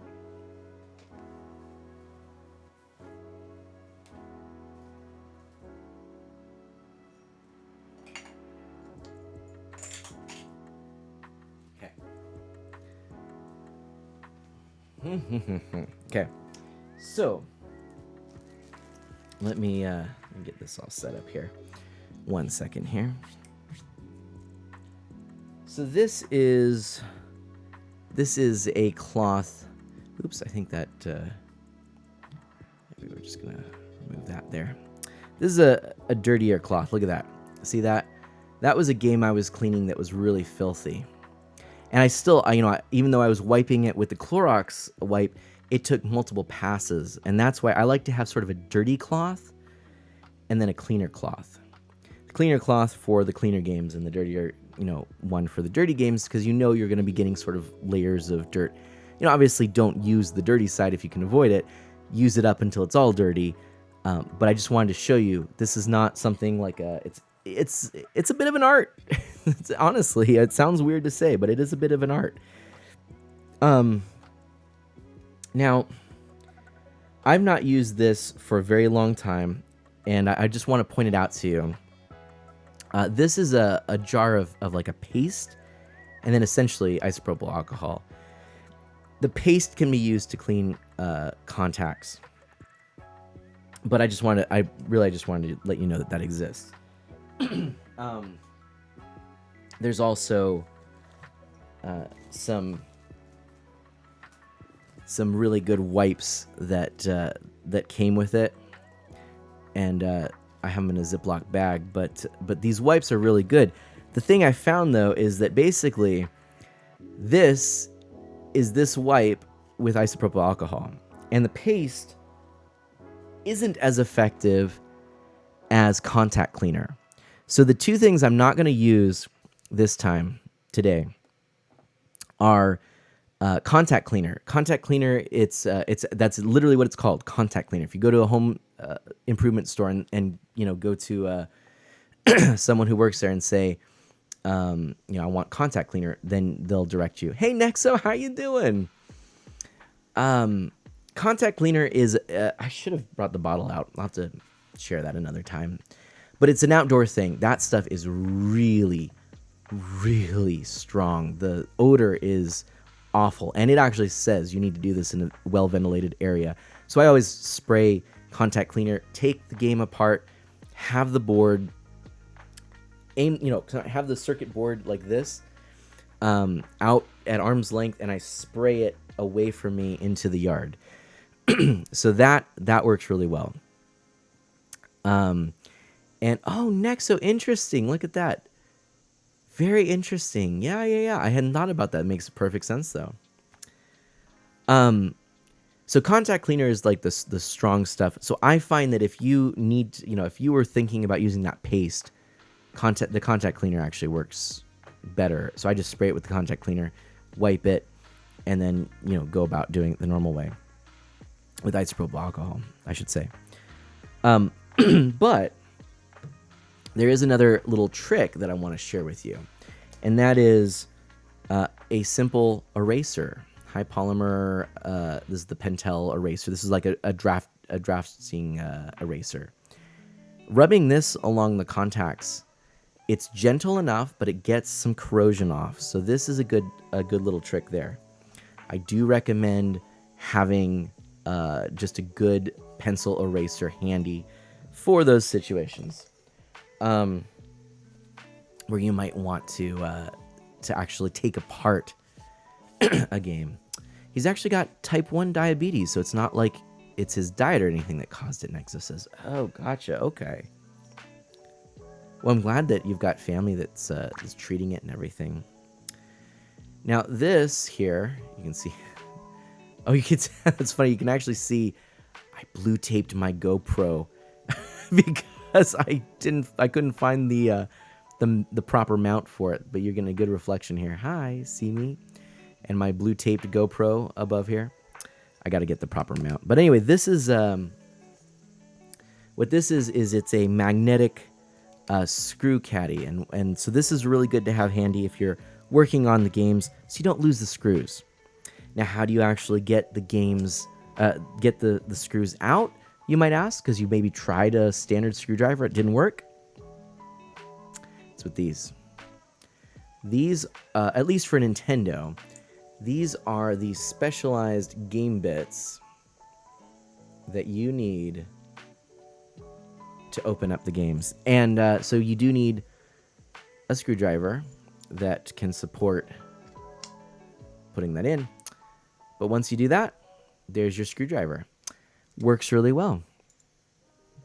Nexo says, honestly, living with my brother has helped improve my health as well. I rarely ever have any sugar in my household, and honestly, that's been a major improvement. That makes a lot of sense. Oh, interesting. Animate Barrel says, my photo teacher taught me that for battery contacts on cameras. Was that the eraser that you were mentioning? That's cool. Yeah, that's a neat thing. Good idea for that. Doesn't that void the warranty? Nexo says, with a lull. So that's good. How was my Christmas, by the way? Anime Bro asks. It was lovely. It was lovely. Wish that I wasn't sick, but it was lovely. So let's find a game here. Okay, here's the deal. So we've cleaned a pretty decent game, right? But we haven't. These are all cleaned. These I went through and I cleaned them on the outside, but they're dirty on the contacts. Now I think probably the worst one might be this Addams Family one. So I kind of want to try and do this one. Maybe it's appropriate considering the Addams Family, the Wendy series that's out, right? You can tell there's some discoloration on the case. I could not fix that. That would have to be something like retro brighting. Some people would try using a magic eraser on this. Again, if you take anything away, never use a magic eraser on your games. Just don't. There may be a time and place, but it's probably not until you've cleaned a ton of games and then you know exactly what you're dealing with, because that'll take that texture right off. So this is kind of it's a rougher shaped game. We're gonna go ahead and open it up, and I'm gonna show you what it's like inside of here. So let's get some stuff out of the way here, shall we? There we go. Okay, so the first thing I need to do is figure out which one we're dealing with. I think it's that one there. Yep. Okay. This, I believe, is for the consoles. There's one that's more for consoles, one more for games, right? Move that aside. All right. So you want to be gentle. Some people will use a mechanical driver, automatic driver. I prefer to use a hand one because I have more control. Slow and easy does it. We don't want to do anything that damages the game. Now, there was a little bit of a snap there when I did this, indicating to me that this is probably the first time this game has ever been opened. Didn't pull it out all the way yet, and I'll show you why in a moment. Come here. It doesn't take much. Don't force it, just a little, and you can actually probably hear it. Listen. Let me get this. Let me try and do something here. All right, let's get the audio here. Let's go ahead and get this full screen so you can hear this, okay? So if I were to get this, listen to that little sound. Did you hear that? That little squeak. That's what is Iron Rusty Operation. You know it, my friend. You know it. That's exactly what we're doing. Welcome on in, Iron Rusty. I hope you're having a great day. And yes, I am doing some operation inspired by you, I must say. Thank you very much. And I'm really excited to be... I've been playing all kinds of NES games, my friend. And I'll show you Bayou Billy in a moment, because we've made a goal for the year. We have one goal, but we'll get to that. Oh my gosh, that exact eraser brings back memories, Nexus says. I remember using that exact type of eraser for my entire middle school and high school years. Also, I'm sorry if my words seem a bit jumbled right now. I'm extremely sick, tested negative for the big C virus, so it's not that bad, but I'm extremely lightheaded. There's stuff going away, no worries. Stuff going around, no worries. And don't worry, your words are great. I love it. So I like to do a little bit of twisting here, not taking the screws out entirely. Again, gentle, easy does it. You don't want to go too crazy with this. Just enough. Really, it's just enough to kind of loosen them so that then you can take the bit out of the driver. And unfortunately, these aren't magnetic, but I like to just finish it by hand. I find that works the best. And you'll see that came right out. And that's why These are handy because you can throw it in there. Look at that, just magnetized to it. Go ahead and do the other side. Your voice came back, Iron Rusty. That's so good. I know your last stream, I was starting to hear it come back, but I'm glad it's fully back. I'm starting to lose mine now. Now I'm gonna go ahead and put the light on so I can see a little bit more easily here. There's the last one. I don't know who all is here who enjoys, open cart surgery, we'll call it. But here we go. The innards of an NES game. Have you seen this before, my friends? Ta-da! Actually, in surprisingly good condition on this side. Not a lot of dirt and grime in there. This was really dirty, but I got it with the trick I showed you before, and that cleaned that up really well. So, in some cases, you want to actually use like washing up dishwasher, washing up solution. Don't need to do that here. There's the game. So surprisingly in good shape, a little discoloration, but I'll just run my hand here and get any of the dirt and grime off. But the case itself, good shape. The circuit board, really good shape, but look at those contacts. You see that? Let me see if I can get that a little closer there. You see the dirt and grime on that? See if I do this, you can see it a little bit more. Yeah, look how dirty that looks. So I cleaned this several times with just the 1-Up card, which is this guy, and it did not get any better than this. So this is where I'll go with step 1, just the standard eraser, and typically I'd get this is where some people will talk about anti-static. It's probably not great because I am in a pretty staticky place. Also, on that neoprene mat, it'd be ideal if I had... I don't want to ruin my mouse pad too much, Yeah, unfortunately, this isn't typically where I would do this, so I don't have the best setup here, unfortunately, for this right now. What I'm going to do is I'm going to make do, and I'm going to do something probably you shouldn't do, which is to, but I'm going to tap some metal here. I'm not rubbing my socks on the floor at the moment. It's not super staticky where I live. Not a lot of discharge. I'm just going to put this on here, and we're going to go ahead. I think I will put that light on again. This is the Addams Family game, Iron Rusty. Right there. And the contacts on this one just were in pretty rough shape, so that's what we're doing. Maybe we'll put it like that. So let's see. If we put nothing on here, just a little eraser. What are we going to get off? And I am actually going to... use the dirty cloth here, because I'm going to get some erasings, Pardon the shaking as I do this. I just wanted to show you that this sometimes can kind of work. However, that being said, it's really shaking. Oh, Nexo's gonna head out, no problem. Do you clean your games a lot, Mana, or sometimes? Metal Ryan Cluster asks. Good question. I try to clean games as I get them, and then usually I don't need to clean them. If you take good care of them, you don't need to clean them. That said, I will honestly tell you that several of these games I've had for years and haven't played them because I never cleaned them.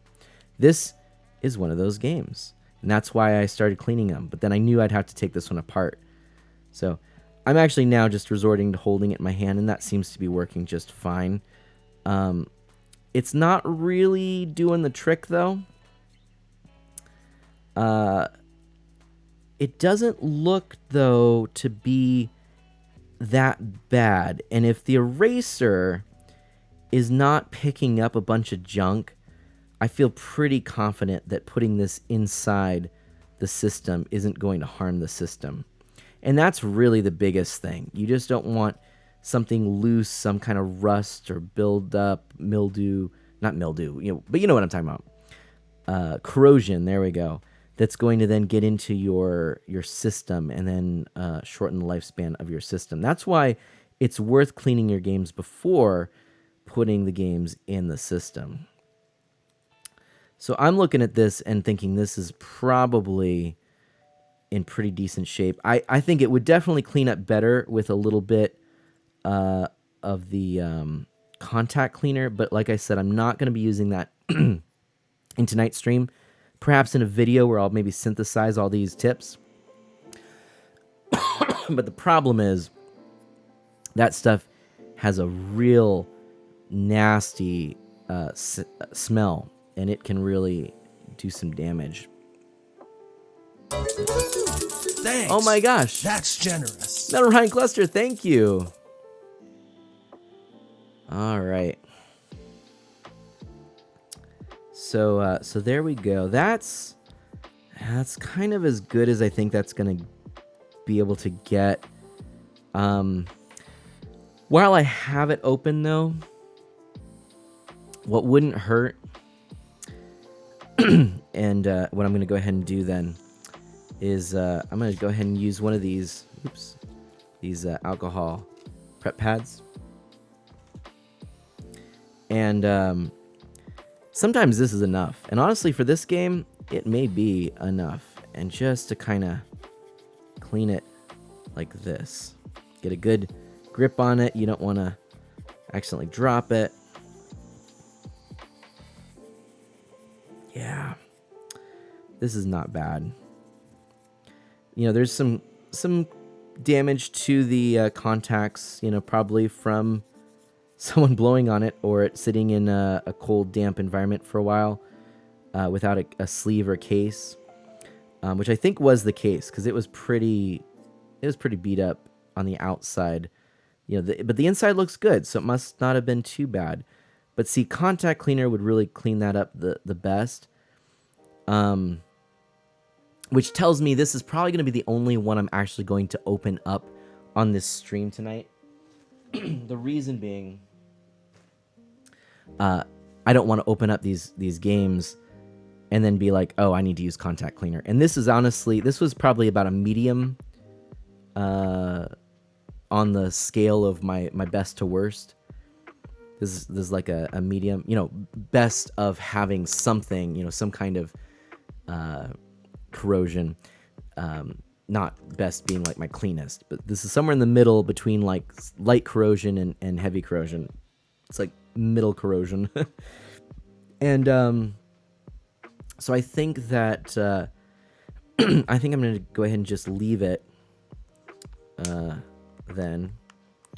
Now I just realized,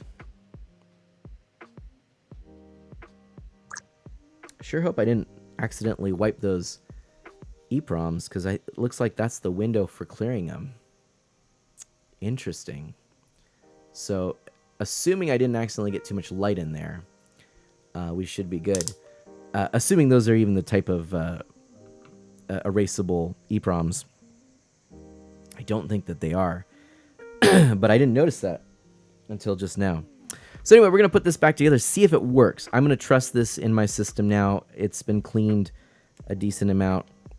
Oops, come on. Let's see. There we go. So that's going to go right there. There you go. Kind of fits in. Let me actually show that a little bit better. Actually, let me show you this up close real quickly. Just so you can see what I'm talking about there. So the corrosion's not great, but it's not the worst. That is an NES game, by the way. Interestingly, right? Famicom game cartridges were small. Yeah, because that's the board. Most of the NES game cartridge is not actually something that you need. fun fact there. Best corrosion or worst corrosion, Iron Rusty says. All right, Metal Ryan Cluster is going to be lurking, no problem. Now I know that this goes this way because I know it. I know it, I says. Okay, that sort of slots in there. And then in this part, you kind of clip in. Let me show you. There's these little parts right here. So that kind of clips in up there. So we can go ahead and do that. Get that lined up. Hard for me to show you on camera, but you can see, there we go. There's one side and then this side. And now those are both clipped in. That feels good. Nice little test there. No problem. All right. We're in business there. I just need to put the screws in, so I'll drop one in. Two in. Again, so glad I have this metallic screw tray. Definitely a lifesaver. And then because, like I said, I like to do most of these just by hand, you don't need to over tighten. You can actually crack the case. I'll just kind of do some of this by hand without using the actual driver. And then I'll get the driver on there to just sort of do a quick. That feels pretty good. Feels pretty good. And then do a little more maybe. Yeah, it's still a little loose.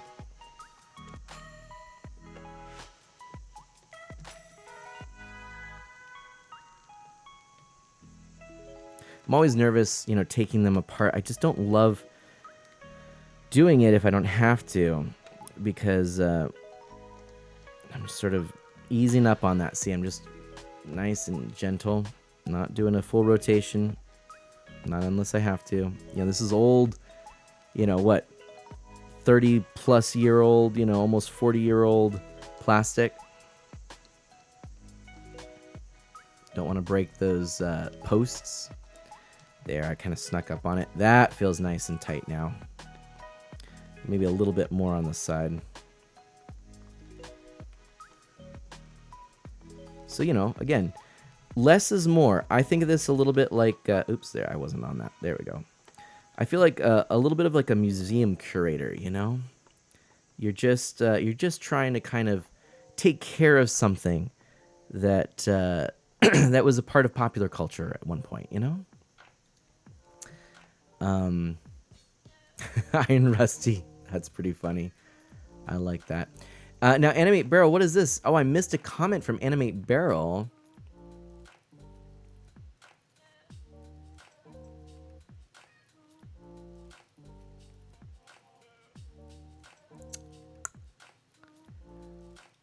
I wonder if it didn't show up on here. That's probably what happened. Let me see if it's up here. Time to test it out. Exactly. Give me just a second here. Animate Barrel. Oh, there's one up John with a one up. Okay, I got you there. Nexo Phoenix said, as someone who used to dismantle old broken consoles for fun, this stuff is so fascinating to me. I missed a bunch of comments. I don't know why they didn't show up. Delta's here as well. I missed that. Oh no, Delta. Your guest star tonight is Desk, as in the Desk. I'm such a huge fan of Desk. Mana, you really are moving up in the world. In the spirit of sharing bad news during Mana streams, I hurt my leg and had to get stitches. What? Oh no. What did you do? What did you do, Animate Barrel? Why did you do? Don't you know you're not supposed to do that? Shucks, I am so sorry to hear that. That's a real shame. Stitches, not fun. So your Christmas was eventful, we'll say. We'll call it eventful. Me? What about the other guy? Iron Rusty says, moving up in the world from guest Iron Rusty to guest Dusk. That's right. But here we go. We'll bring in the television here. We'll actually remove this, and let's test it out. See if this actually works. You know, shall we? All right, let's do it.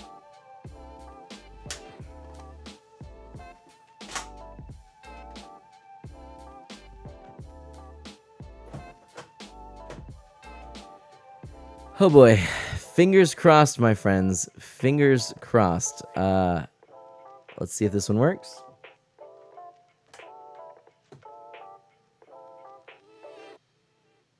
I was afraid of this. That's a no. That's a no right now. Okay. Honestly, I'm not 100% sure here.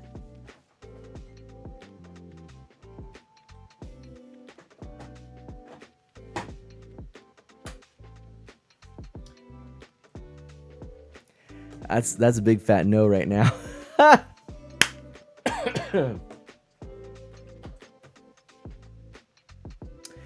Adam's family.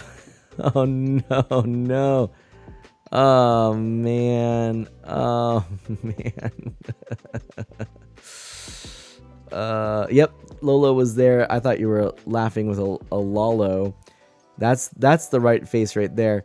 By the way, Animate Barrel says it was from Broken Vase. Oh no. Maybe it has a jump scare. Wait for it. Iron Rusty says. All right.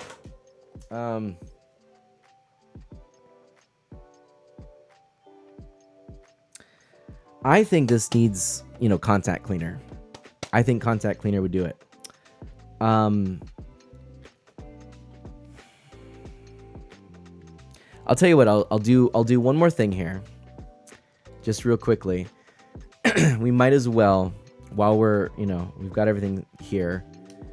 Let's just use the old 1-up card real quick. And see if we can get this going. See, some of these, I'm going to tell you, some of these games I picked up for really a good price, like, $1 to $5 at convention. I didn't have the biggest NES library as a kid. And actually, at one point in my youth, our home was broken into. And unfortunately, all of the Nintendo games that we had were stolen, and our insurance, homeowners insurance, covered the cost of what we had. We had it, we knew what we had and cataloged it and everything. So we got some money back, but at that point the Super Nintendo was already out. So actually my parents ended up picking me up a Super Nintendo. But then realizing, as all these games that I used to love and enjoy, I didn't have any longer, they felt kind of bad for me, and so we ended up getting an NES and some of the games that I used to have, but not all of them. There was still a few that I didn't have. I think I since got them. I think I pretty much have everything I had as a kid, and a lot of the stuff I borrowed. But that put a damper on things, So I have, I don't know, 50 games or so. But a lot of them recently were just kind of easy, cheap, cheerful pickups, stuff that I thought would be fun projects to try and get working. Such as this one. So I had maybe, I don't know, I'll say 16 games, originally. Something like that. I don't know, that would be a guess. But that sounds about right. I know, right, Animate Barrel? I don't know why people, do stuff like that. But yeah, getting broken into, and yeah, it was kind of it left a mark. It left a mark. It sort of influenced me in some positive and negative ways. The negative thing is that I tend to care a great deal more about things than I wish I did. And I attribute it, at least to some extent, to that experience. But let's go ahead and see. Let's see if maybe, who knows, maybe this works.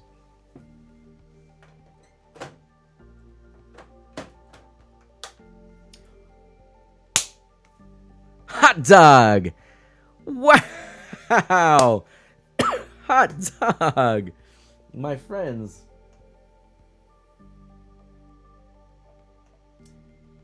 That's the Addams Family. We got it working. That's the way we do that. That's the way we do that, my friends. That's how we get these things working. So, contact cleaner probably would be the trick. In all honesty, I think, I kind of wish I had put contact cleaner on here, but it's working. Contact cleaner, I think is a nice thing. But let's make sure. I mean, I'm not seeing any glitches here. Everything's looking solid. Seems pretty good. Let me take care of the audio here. All right, Iron Rusty with the hype.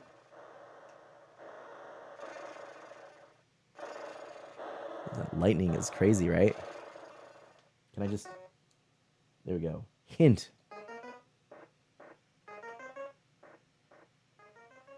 Oh my gosh.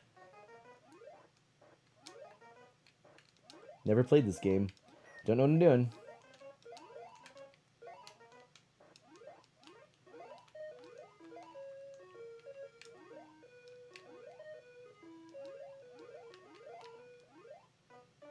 Pretty good music, actually.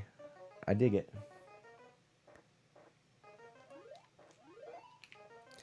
All right. It works. That's what I wanted. That makes me extremely, extremely happy right there that actually works. So thank you for believing that this could actually work. And yeah, I mean, again, no idea what I'm doing.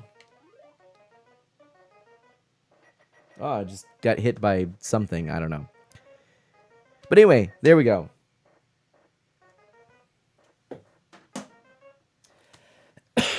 So that makes me feel happy. I'll get to play a new game and enjoy experiencing that. That should be pretty cool. So yeah, definitely, that's a good feeling. It feels good. And what up, John? Thanks for the GG. And I'm really always pleased when I get a game working. So let me do a couple things. I'm gonna show you. This is Bayou Billy, my friends. Thank you. Yay, planned for waiting, Animate Barrel says. There we go. So this is Bayou Billy. This is the case of Bayou Billy. This game, I mean, this is messed up here. Oh, hang on. There we go. Okay, kind of glitched there for a second. Sorry. Yeah, that's about as bad as they come. I'm not super looking forward to cleaning this one. DJ Croy, thank you. I picked this up.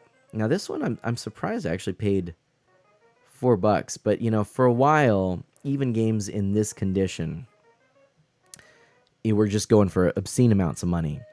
Problem is, the NES scene really.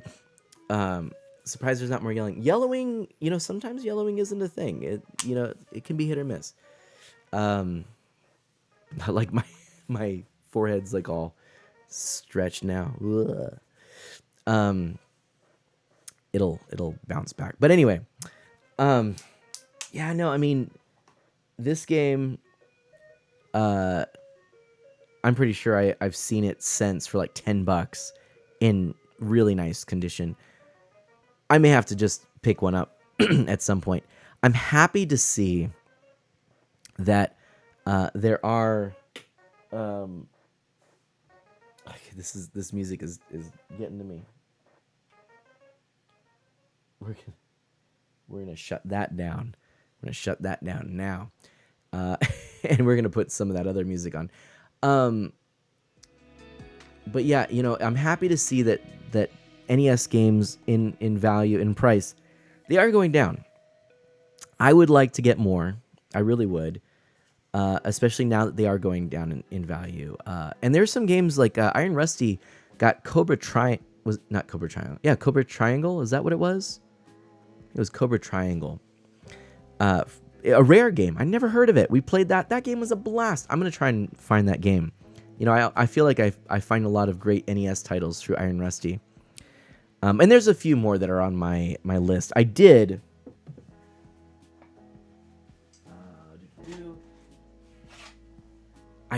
finally pick up a copy of DuckTales. And this one was in pretty good shape. So I did get a copy of DuckTales finally, which is nice to add to the collection. But Bayou Billy, this game, this is going to be a doozy. I reckon we can get it looking really nice. And so one of my goals is to take you along for the journey and to restore this game and to get it working and then to play it on stream for you or in video or something like that.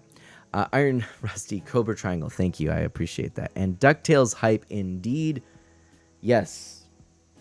So, right now, let me kind of figure this out. It is 10:40. I think I'm about done for the stream. Close.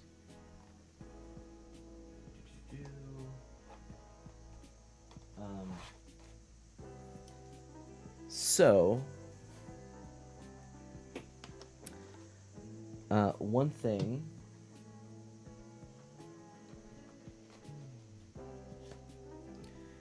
Let me just show you.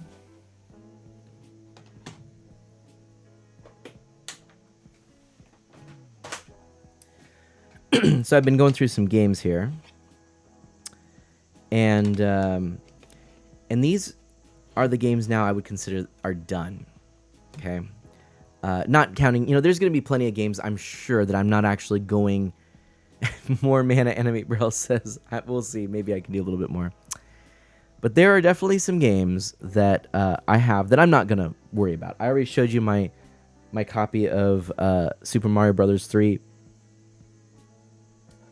Maybe if you missed it, I'll show it to you real quick. This is...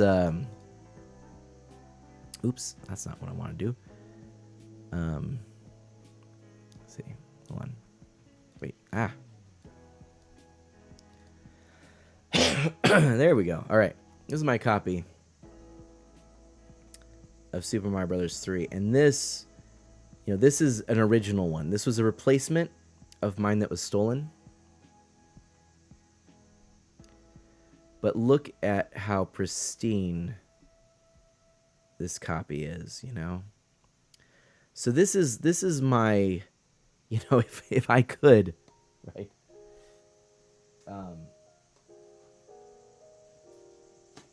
If money was no option, right? If I could just purchase everything, right? And spend however much money, I'd probably go and try to get a real nice, complete collection of NES titles with all of the the cartridges, in perfect shape, maybe even boxed, Put them in a museum. I have a big airplane hangar that I just have all video games in them. But I have tried my best to amass a collection as frugally as possible.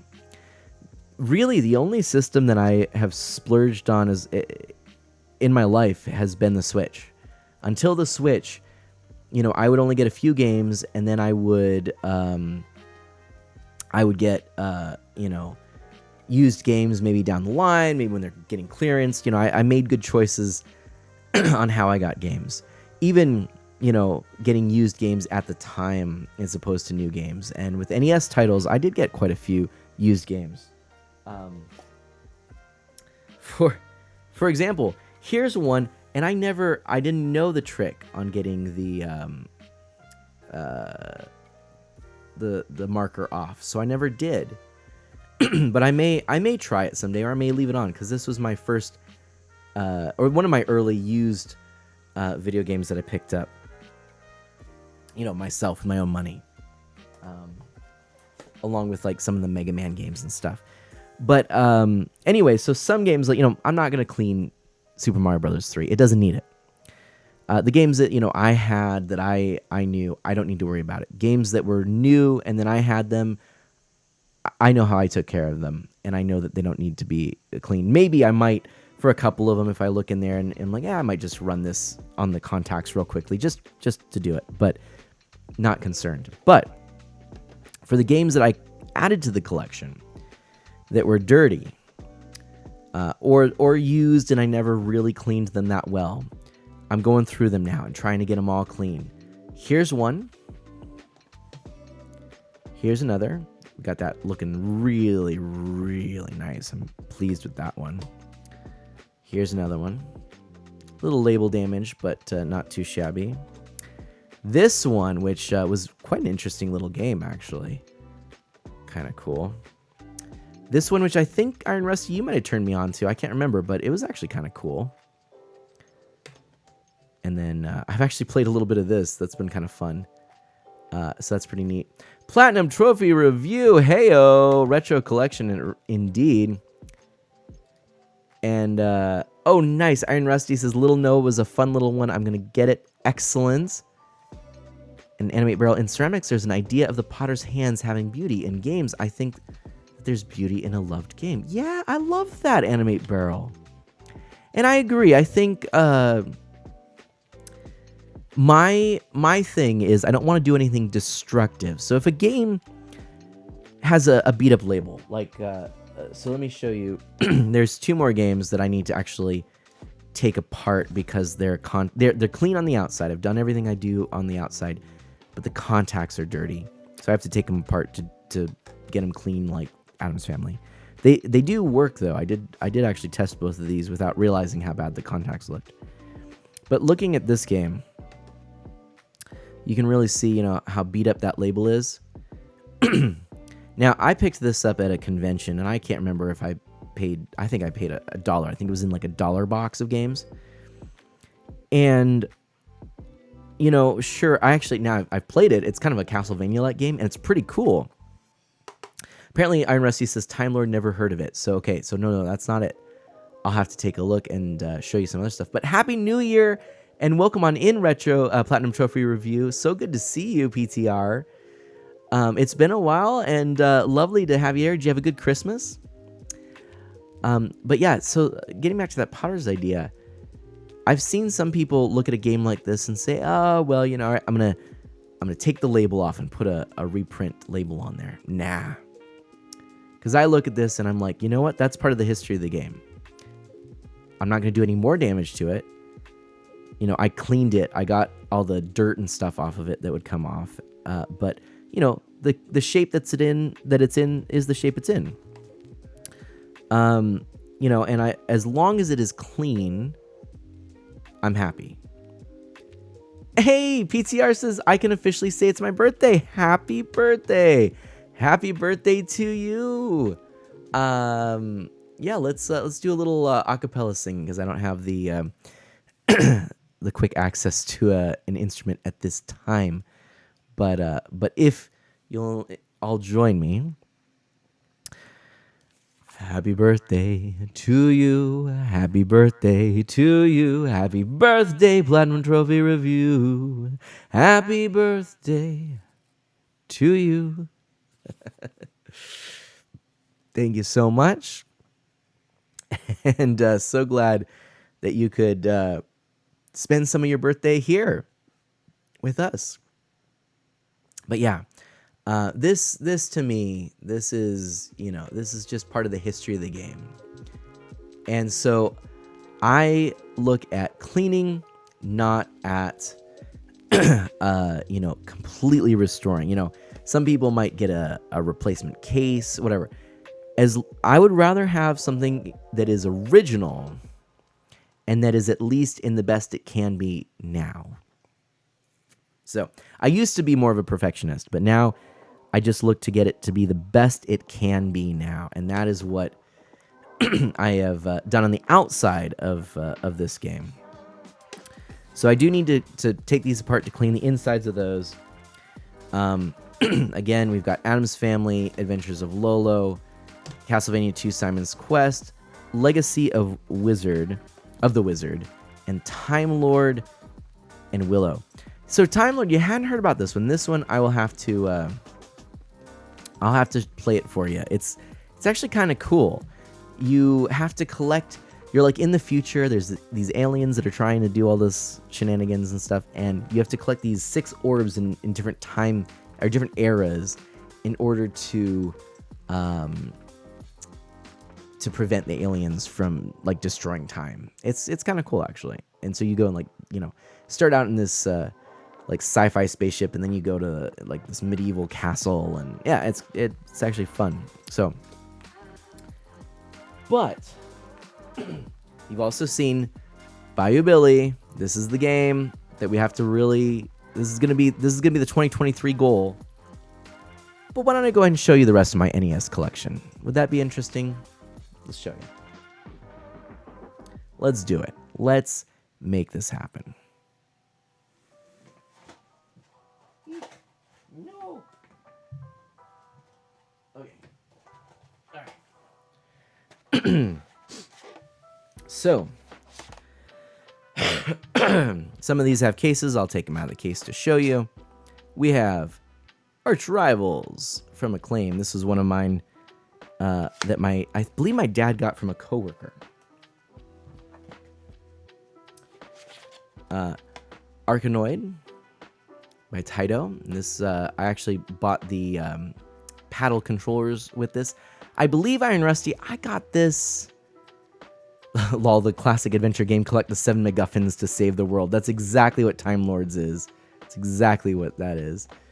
I want to say, Iron Rusty, that I got Arkanoid and the paddles at the video game store that we played music at. This one I had new. I was a huge fan of Back to the Future as a kid. And this game, I mean, it's all right. But, you know, gets a bit of a bad rap. But it's not the best. This one, also, this is an interesting one. Back to the Future 2, what an interesting one. I'll have to play these sometime for you, just so you can get the full effect. But I never got to Back to the Future 3. I wanted to play Back to the Future 3. That's my favorite movie. Couldn't do it.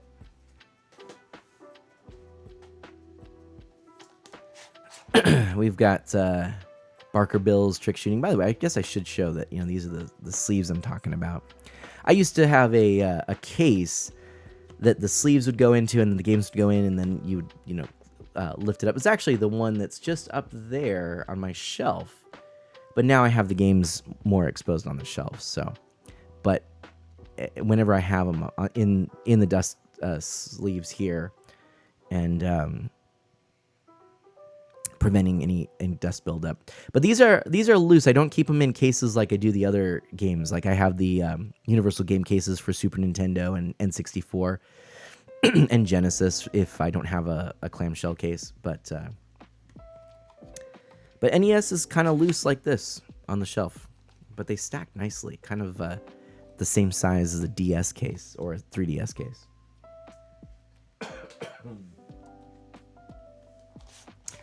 Another one, I believe, one of my dad's coworkers gave him, Bases Loaded. Funny enough, Iron Rusty was asking, what game is Jalico? Is it Bases Loaded? I don't know why they didn't put the title there. Yes, as a matter of fact, I actually streamed some of it, PTR, and I do need to go back and stream more of it. The Back to the Future Telltale game was pretty cool. I picked up Bases Loaded 2 second season at some point. More because I saw it and I went, I didn't know there was a sequel. Here's one I quite enjoyed as a youth. This is one that is in pretty good shape. This is an amazing game. And if you haven't played it, it's an NES game that I can go back to still and just be like, wow, this holds up. It's pretty good. I like it. It has really great graphics and excellent gameplay, and it's pretty tough, but it's like maybe like Ninja Gaiden 1 level of tough, where once you start to get it and starts to click, you're like, oh, okay, I get it now. The Black Bass, nice fishing game. Also, what confused me for years, bass, bass, I didn't know which was which. One of my favorite games, honestly, on the NES, Blades of Steel. My dad and I had endless hours of fun with this. Konami, hockey, and you get into these fights in there too, which are actually kind of fun and clever. And there's a halftime mini game, which is an entirely different game. And it's a fun hockey game, especially, you know, at that era when they couldn't do a whole lot.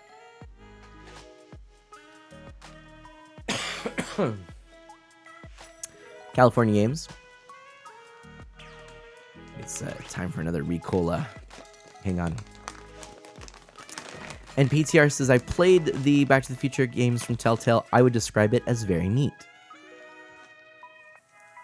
Works for me. Sorry. All right. But yeah, there's California Games. This one I think I picked up not too long ago.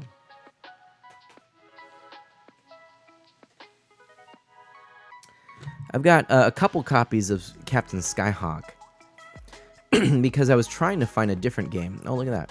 What was that? Reset games. Wait a minute.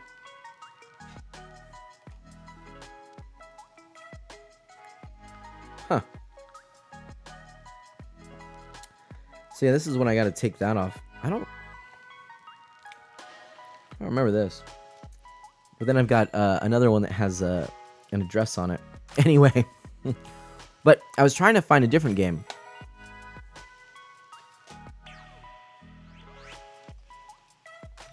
I don't want to give... There's a phone number on the other one, so I don't want to give it out. The game, by the way, that I was trying to find was Sky Shark, which I'll get to. Darkwing Duck! This game, I played it with a friend in grade school. And really enjoyed it then. Iron Rusty. Deadly Towers, right there for you. This is a recent pickup.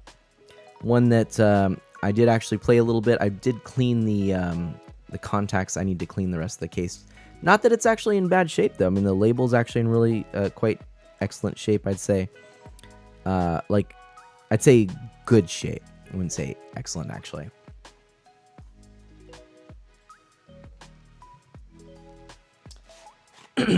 Defender 2, one that I got at some point. This is Hal made this. You know, Kirby people made a sequel to Defender on the NES. I actually quite want to play that. I'm not sure that I knew that was the case. Dr. Mario. A lot of people like Dr. Mario. There's Dr. Mario.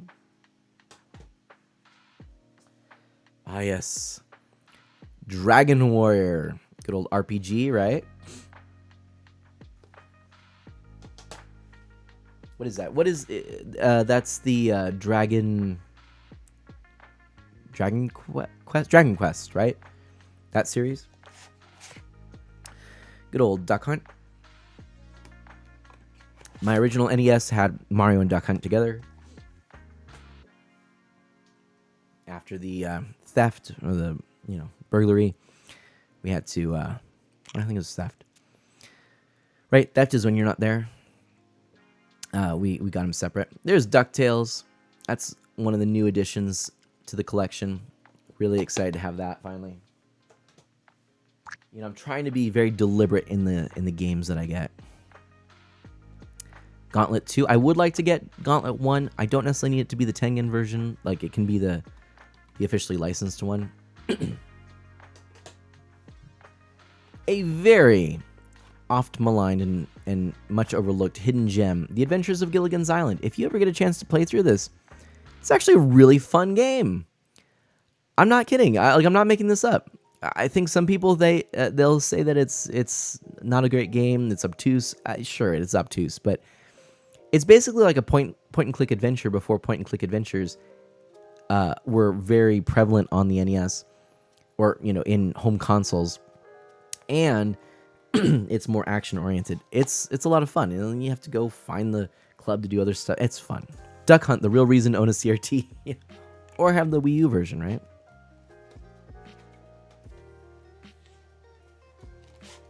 One of my few, black box games, classic golf.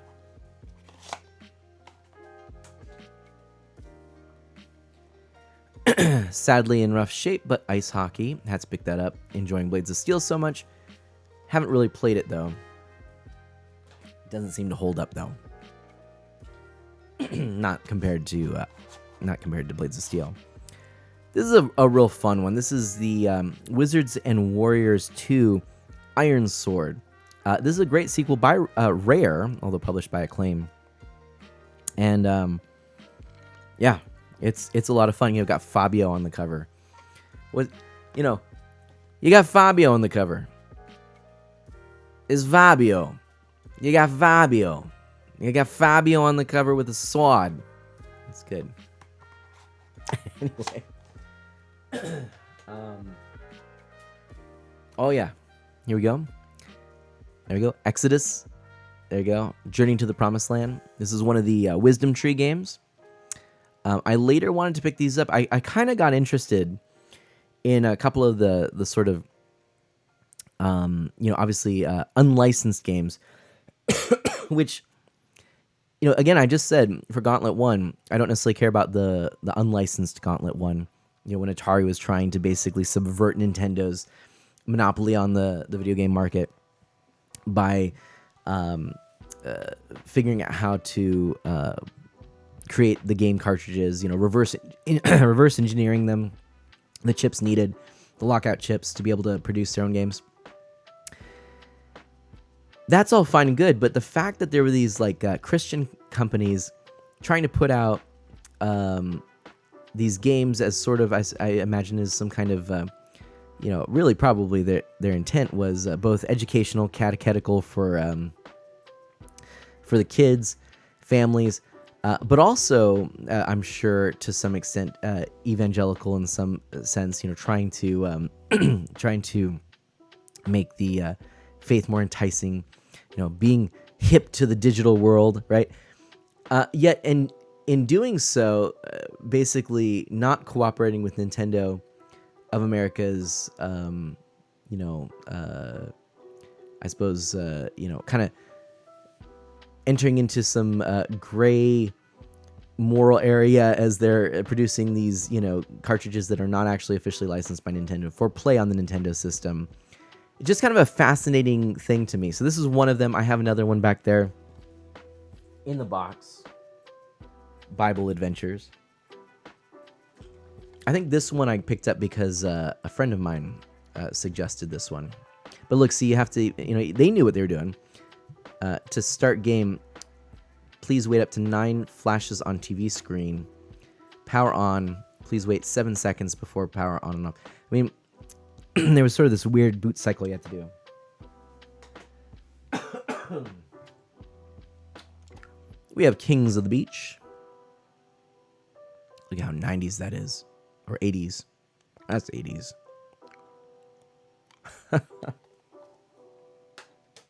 Aw, yeah. One of the greatest games. Greatest games. Oh, if you want a piece of cringe, look up the Batman knockoff Bible Man. Do not know about that one. May have to check it. That being said, I mean, actually, the games themselves don't make me cringe. It's just, it's a fascinating snippet of history to me. But anyway.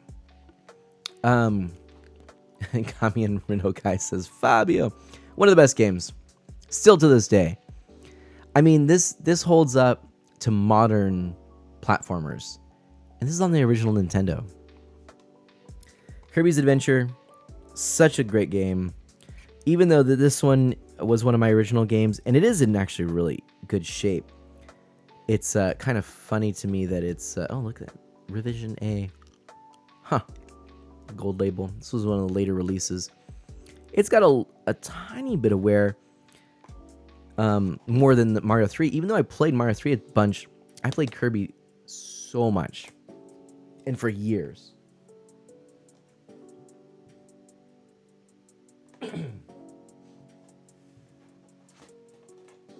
Hopefully this is interesting, by the way. Kung Fu.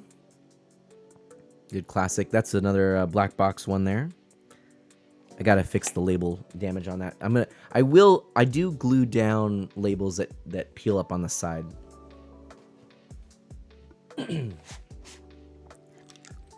my gray cartridge of The Legend of Zelda. So I think this is revision, revision A. So there we go. Also, gray cartridge of The Adventure of Link. So I have the gray cartridges for these. I thought about, do I ever want to go back and get the gold ones? Problem is that a lot of the gold ones, they've chipped, because they weren't taken great care of. That gold paint just looks kind of cruddy now. So I'm like, why bother, Little Nemo, the Dream Master. I've been playing a heck of a lot of this on the CRT behind me in the last couple of days. And this one's fun, darn it. I like this one. In fact,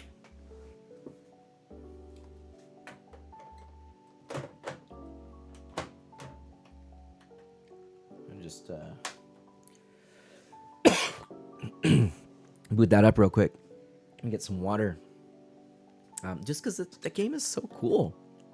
I love it.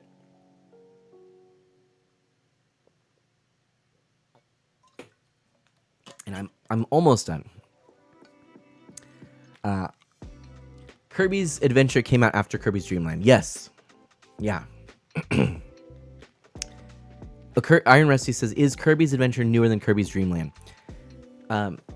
Yeah, One Up John says, Kirby's Adventure came out after Kirby's Dream Land. Kirby's Dream Land, and then I believe, did Kirby's Dream Land 2 come out before Adventure or Adventure? I don't remember that.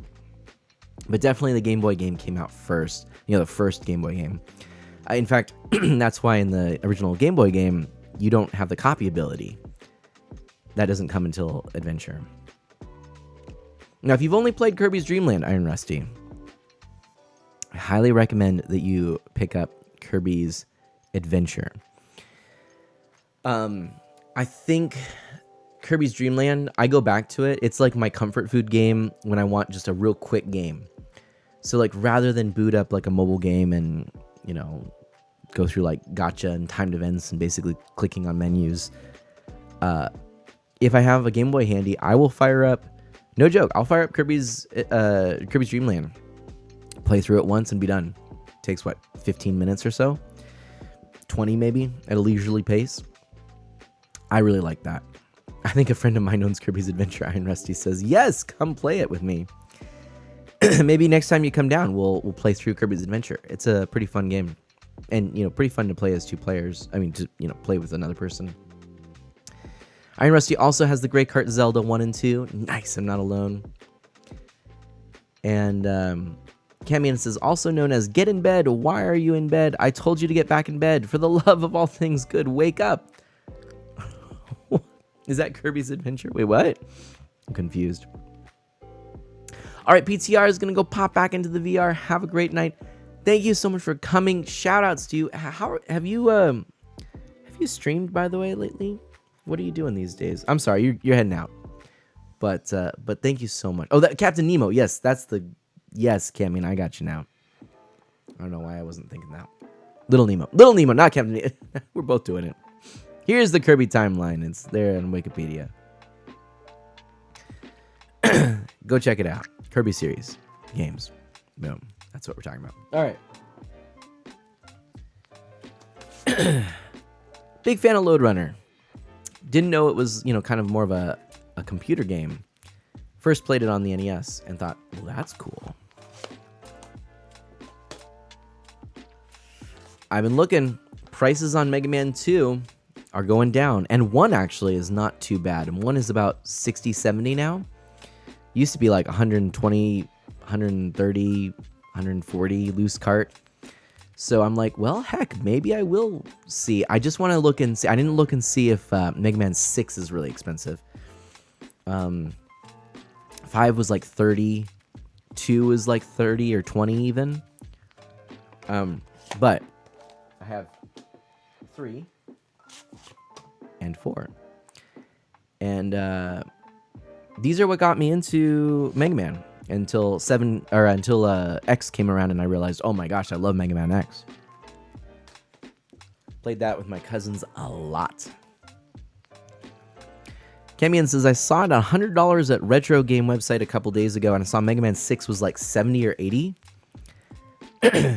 Yeah, okay. Yeah. See, not bad. I mean, it used to be so much more, but I think with all the re-releases of the games, they've gone down in price too. PTR says, I still do my interview show. I have a couple of fun projects in the works, working on a collab involving my friend that has an ADA compliance software for websites, and I'm talking with someone about having a public speaking deal for webinars. Nice. That is awesome. Well, again, PTR, if you ever want to collab, let's chat. Yeah, Camion, I'm with you on that. Yeah. Yeah. But yeah, I've definitely seen. I think I saw it like $80 or $90. You know, not in great shape, but definitely something I'm interested in. Hey, look at that! Here's something I and Rusty might like. So yeah. PTR shoutouts to you. I'd love to talk more and chat about stuff. This was one I kind of enjoyed as a kid, but also kind of hated, and kind of still do, and kind of love, and kind of hate. Something that I found about original Nintendo games is there was a feeling I would get when I'd play some of them. And I had like this ooky feeling when I played this game. I don't know why. I don't know.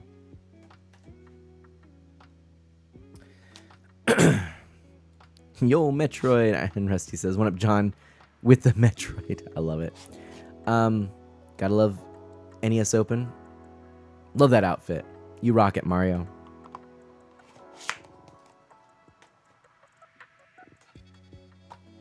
Speaking of Ninja Gaiden, or Ninja Gaiden as we always said as a kid, absolutely, I'd love to socialize and hear about what you've been up to lately. Artomana, what is a favorite social media for me to DM you on? I like Twitter and Discord. Both are good. Whatever you prefer. So yeah, Ninja Gaiden, this is a good one. I like this game. I borrowed it first as a kid, and I remember not getting very far. It's actually a tough game, but I do like it. Going back to it's pretty fun. And then we have Ninja Gaiden 2. I got to clean up the cartridge on here. Oh man, yeah, I really do. I got this as part of a lot, and it's in rough shape, but let me take a look real quick. Where did my... Oh, here it is. Somehow I missed. I'm gonna just use my light here. Contacts look good. Yep. So it's just the outside I need to clean.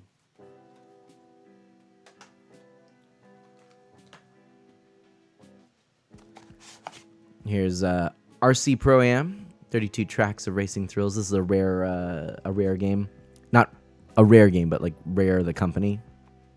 There it is right there. And this is a fun one.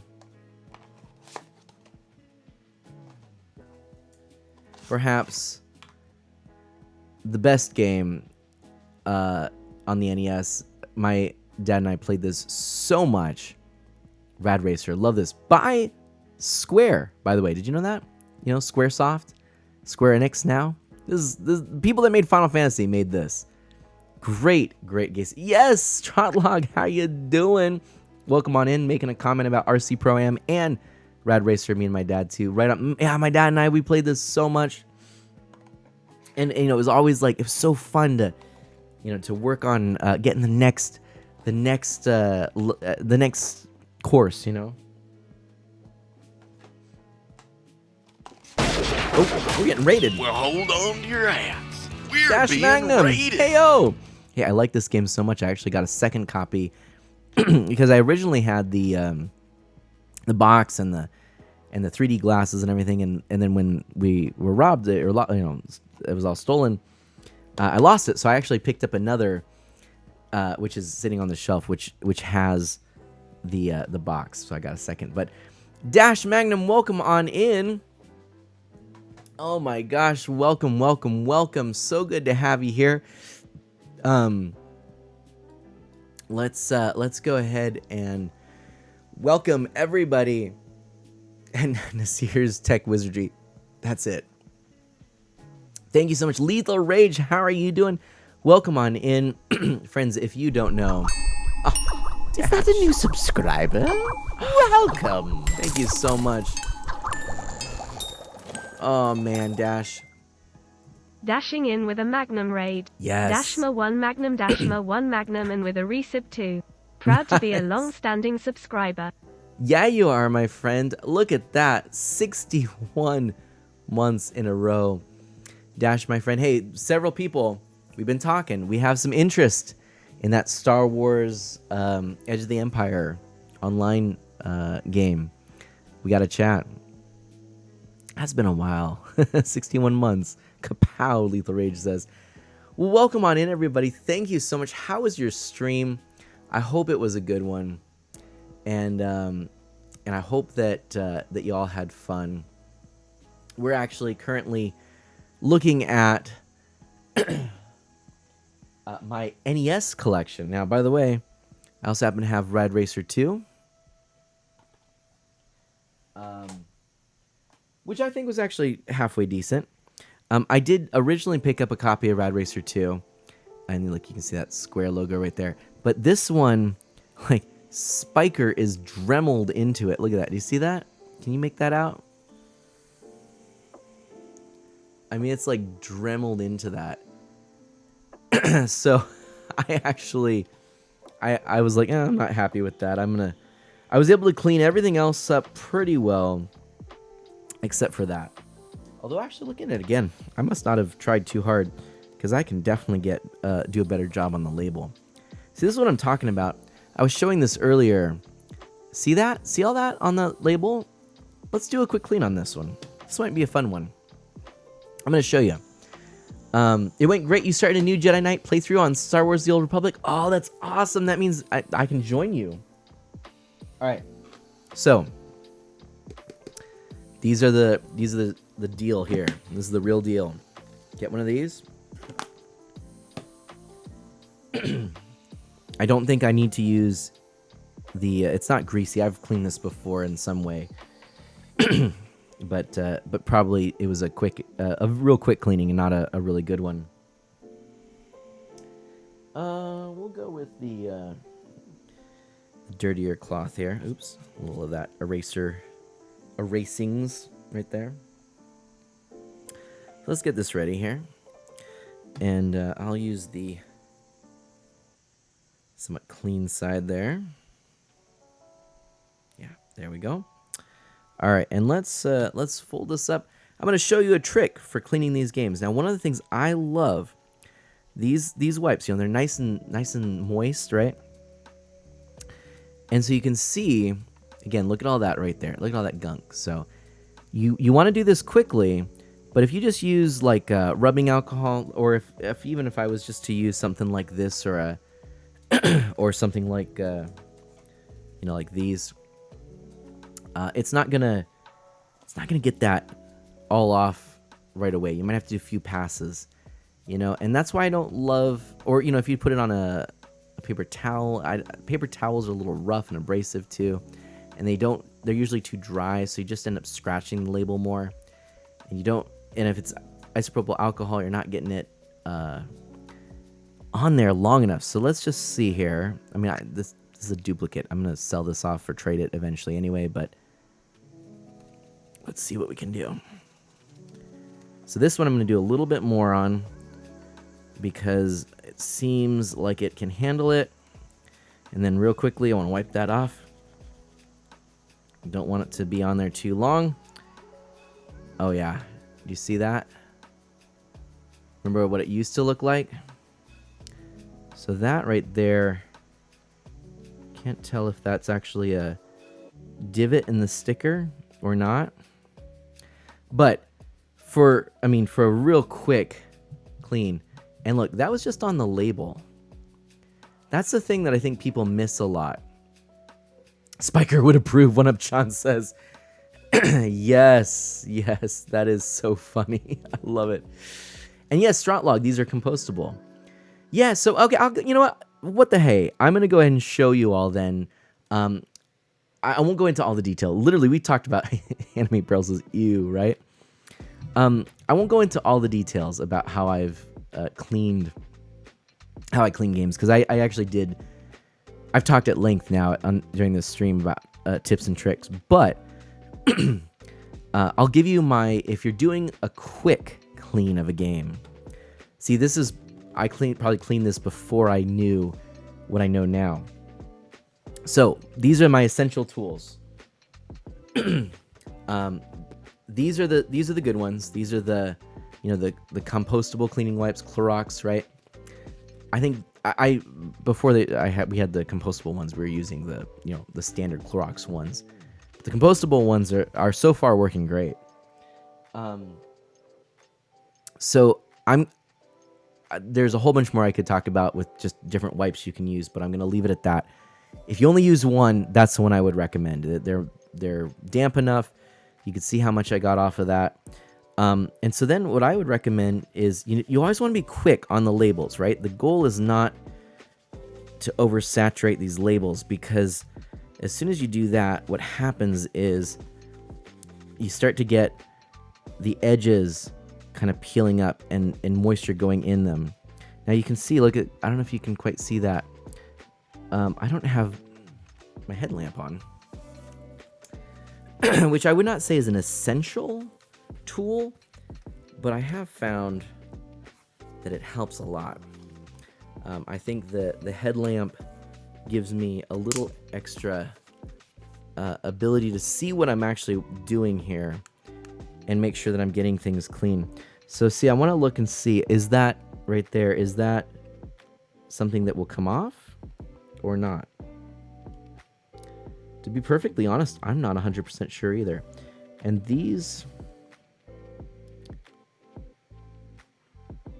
those are actually holes there. Okay, so I'm gonna leave that. So I think the sticker's looking good. Oh yeah, and there's Spiker right there. You see that? Spiker is there we go. Now you can see it. So anyways, so you start with something like this. All right. Do a nice clean all the way around. I know I'm kind of going over that label again, but that label was so gross that I don't mind. Plus, this has gotten a little bit drier, and then I'll just do that. So I'm not gonna touch the label again. That was probably too much, honestly. Anyway, then kind of come in here. You see, there's some dirt and grime in here. So what I like to do is first I kind of, especially with the NES cartridges, I kind of come in here, clean like this, and there we go. I like to kind of get my fingernail in there. I think see, this is what I did wrong. I was starting to hurry because I'm getting tired, but I got a little bit just on the label. It's just kind of under that label. It's okay because it does dry pretty well, but if I can avoid that, that is better. Definitely better to avoid that. If you don't touch it at this point, it'll end up reforming and you'll be pretty good. But that just means I had too much moisture on the end of the label, and I think when I was going over it, again, I'm getting tired. It just sort of got a little bit there. Anime Bro says I should make a YouTube video on cleaning. I've thought about it, and then I just thought, we'll kind of just hang out, chat, and I'll show you some stuff. We'll talk about goals. By the way, what would you like me to stream this Friday morning? I'm curious about that. Okay. So now we've got most of this looking good. This part here, kind of looking at it, don't see a lot of dirt in these sections. There's a little there. Looks like I was able to get it off, but in here, there's a bunch. So I kind of compress this so that some of the liquid comes out, And then what I can do is I grab my my toothpick here. And the toothpick is a great tool because you can get right in there, right in those little crevices, and you can. I mean, look how gross that's looking. You see that? But you just get right there. You can get right there.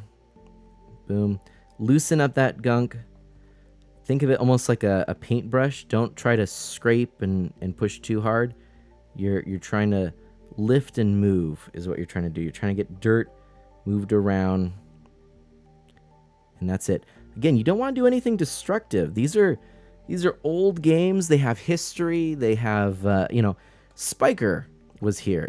Somebody's gonna get this game cartridge eventually when I sell it, and they'll say, "Huh, there's a story there." Everything else will look clean, and there'll just be Spiker's name nicely dremeled into it. Heck, I don't know. Maybe I'll sell the other version after this is all clean, just because it's cool. Now I'm starting to think there's a story, but no. Again, you're not trying to damage the what's there, and you're not trying to make this look brand new. It's not brand new. In fact, you're gonna be hard pressed to find anything, let alone anything in your budget, that's brand new these days for NES, And so embrace the fact that what you're getting is it's like a time capsule. It shares a story. By the way, sometimes I like to still use the dirty side of the toothpick, because once it's kind of wet, you really do sort of push it like a brush. And so that works pretty well. This looks clean, that looks clean. That's kind of surprising. So I must have just missed that. Inside the screw holes looks pretty clean, so that's good. So I can just kind of use this. Clean that out a little bit. Clean that. Then what I like to do, especially once I look in here and it's kind of dusty, once this is a little drier, kind of turn it, fold it the other way, right? Get a kind of a cleaner side to it. I like to do this and then kind of make like a triangle like that. And then you can just get that right in there with the contacts side to side. Don't worry, we're going to go over this with something else. Look at that, right? And then same on this side. And what we're doing is we're getting dust and we're giving a nice wipe to those contacts. And surprisingly, not a lot of buildup on the sides. Maybe just enough where I might just throw that Q-tip in there. I haven't done that yet. So I can kind of get a little bit on the side. There we go. That's looking good. And then I really don't need to use the brush. When there is a lot of gunk, I will literally drip alcohol into the section there and use the brush to agitate the dirt, so then I can go back and get it again. But at this point,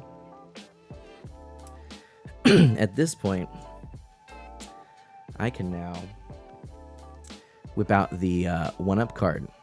So I've got my 99% isopropyl alcohol. Again, you want the highest percentage here. This is the 99%. It's hard to get sometimes.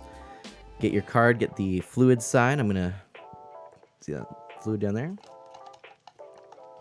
Get it nice and damp.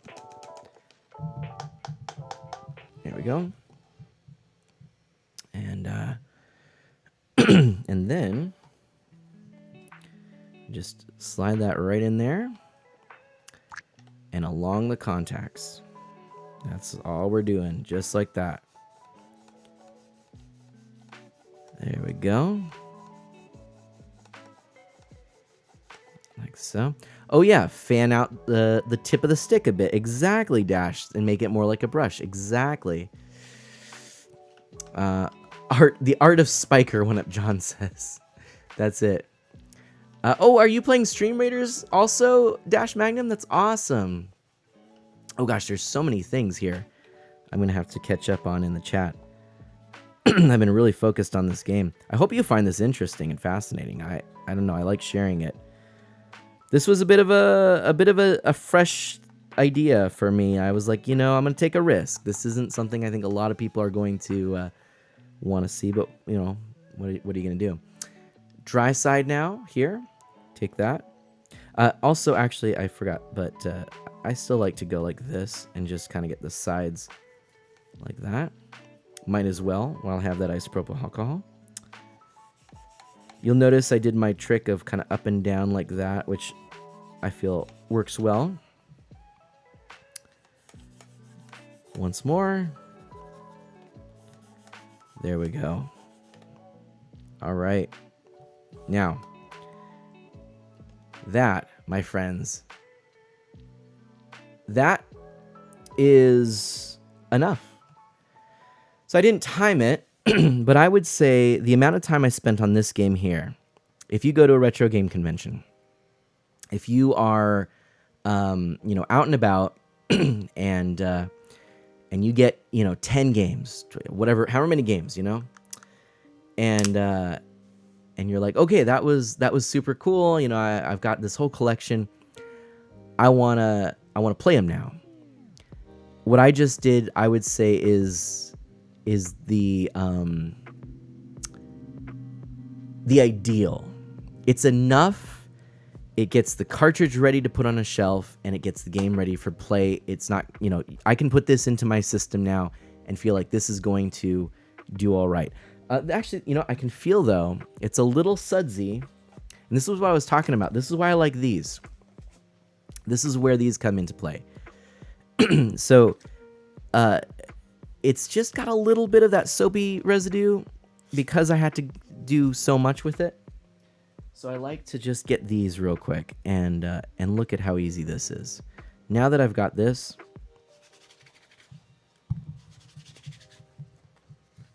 just all along the sides, boom, like so, and then I'll get my cleaner cloth. Boom, done. Really, that last bit not even super necessary, but now this is good. So what I would say is bare minimum, you get a game at a convention before you put it into your system. This is the easiest thing. Just get one of these. Get a 1-up card. Assuming that this works for NES, SNES, Genesis, N64. What else? What other cartridge-based systems? It can work for Atari. Atari is a whole other thing we'd have to get into. Every console, every game cartridge is a little bit different. But this is the thing. You can get these 1-up cards. You can get them on Amazon. Very good question. Totally something easy to pick up on Amazon. You can get I got a 3-pack of them for like $10, and it's actually made of like a credit card plastic. And they're reusable. It's got your sides very easily marked, so that's a nice way to do it. Fairly cheap for a pack of 3 and a 30 milliliter bottle of 99% IPA. Camion says so. There you go. I would just pick up the 99% bottle somewhere else because this thing lasts forever. But hey, if you don't have the IPA, go for it.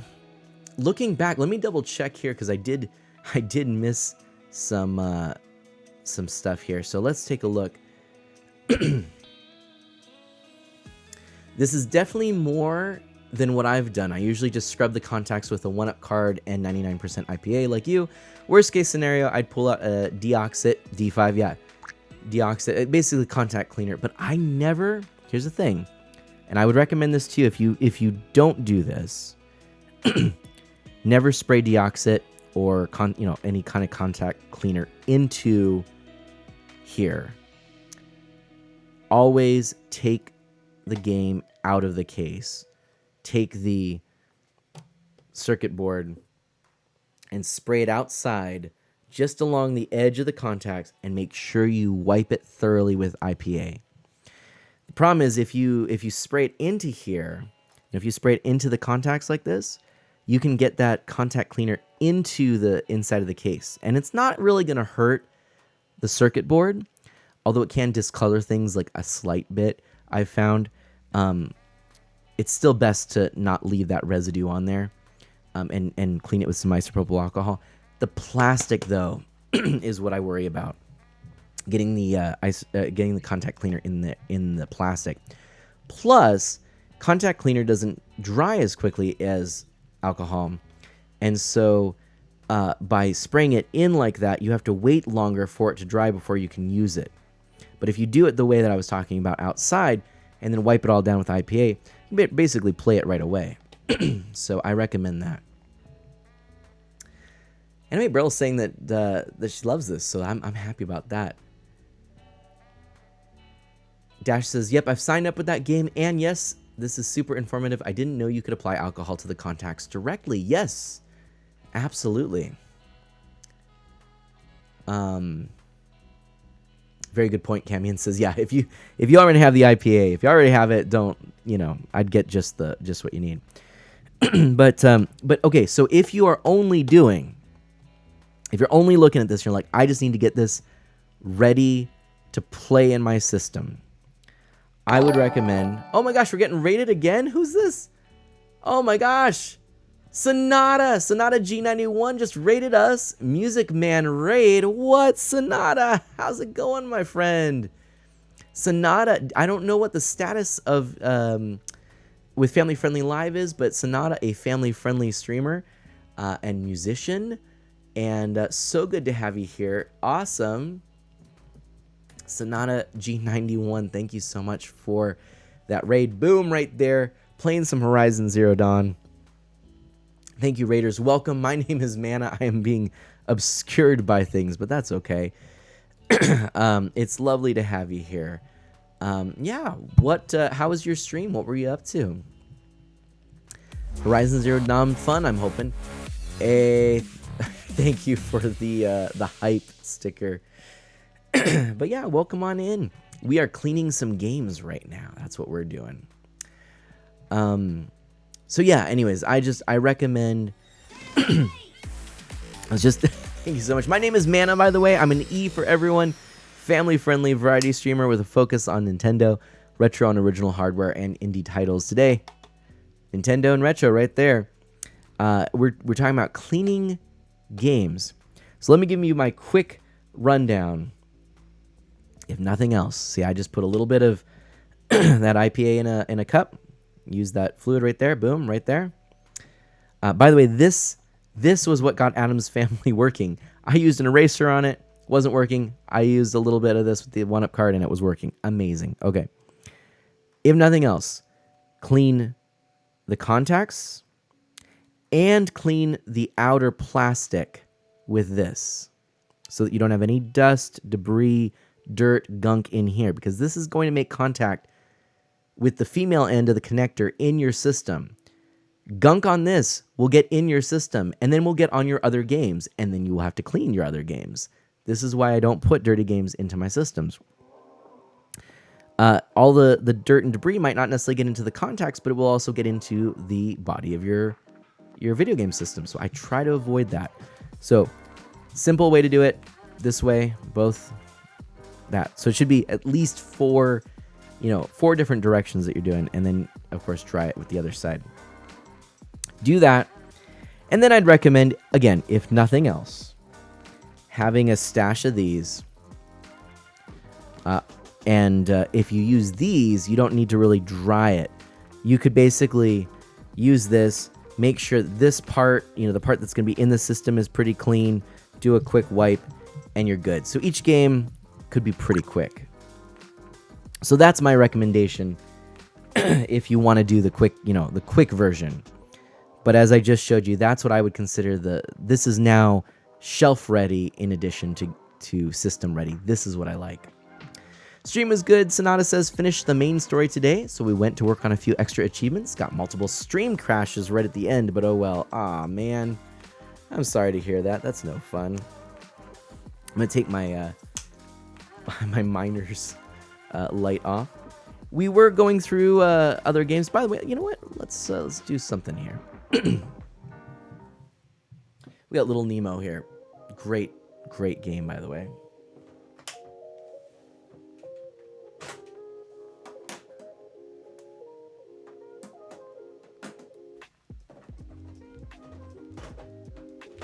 Yeah, I feel comfortable putting this in the system now, That's the thing. Before I did not feel comfortable doing that. Now I do. So you can see here. Bad Racer 2 fires up. Controller. Looking good. No problem, right? It did work. I saw it pop up. But it was maybe quick. But I can do another shout out here for Sonata. I'll do the text-based one here. Shout out. You'll see the... There we go. You'll see that. Any word on Family Friendly Live? I gotta admit, I've been a little out of the loop here. But yeah, anyway, here you go. There's the game. Right there. Working just fine. Actually, I take that back. I just knocked it a little bit. Not working fine. But I'm sure this will work. Probably not right to have the clouds on the bottom.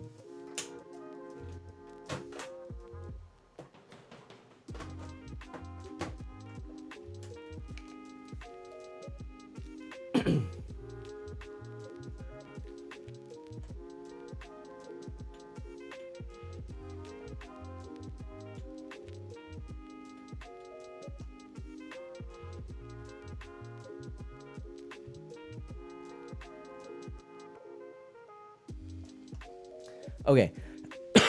Something I did is I lowered the brightness all the way down so that this showed on the stream. But now you can see that was actually reading correctly. It was so, it wasn't working before because, yeah. It was too dark. It looked like, nothing, basically. Okay, so we got that working. Driving right up into the sky, right, Canyon? Oh, Family Live. Okay. Hey, nice. Sonata says, I have now officially put in my application to join Family Friendly Live. Right on. Well, I'll try and reach out to some of the other guys and let them know that we've chatted as well and put in a good word for you. So thank you, Sonata. Listen, we got that working, but I did want to just show you a couple more things before we wrap up the stream. These are a couple more games that I've got. So we've got the Rocketeer here. And this one, really fun. I rented this one back in the day. I really like the Rocketeer franchise, and this one it's a good one. It kind of reminds me of Batman. It's a side scroller. You pick up different special weapons and progress through. It's fun. This is the one I was trying to find, and I picked up what was the other one? I can't remember. Sky, something else. Shark Captain Sky, whatever. This is a fun game. Sky Shark, highly recommend it. It's just a good top-down shooter, one of my favorites, mostly for nostalgia, but it's fun. You can pick that game up super cheap. Solstice, this is one that Iron Rusty turned me on to. Solstice is a kind of a neat little isometric platformer puzzler game. You go through different rooms and you have to try and get blocks to work through, and it's a good one.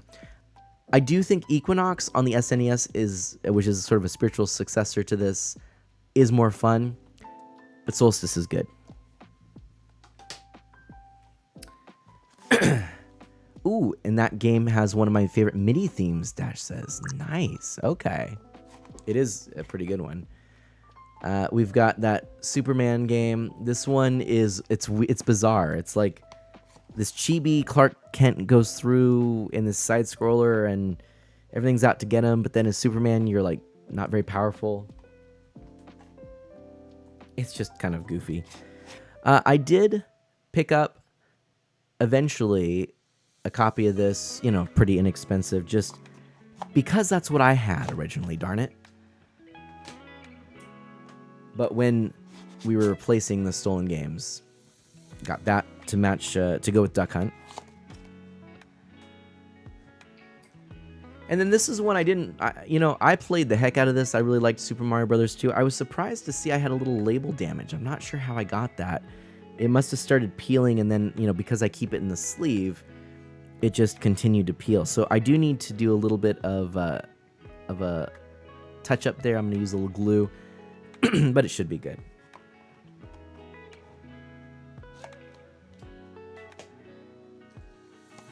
Again, I've showed this a couple times, but there's my Super Mario Bros. 3, excellent shape. I really like Super Mario Bros. 2. I don't know. What do you think?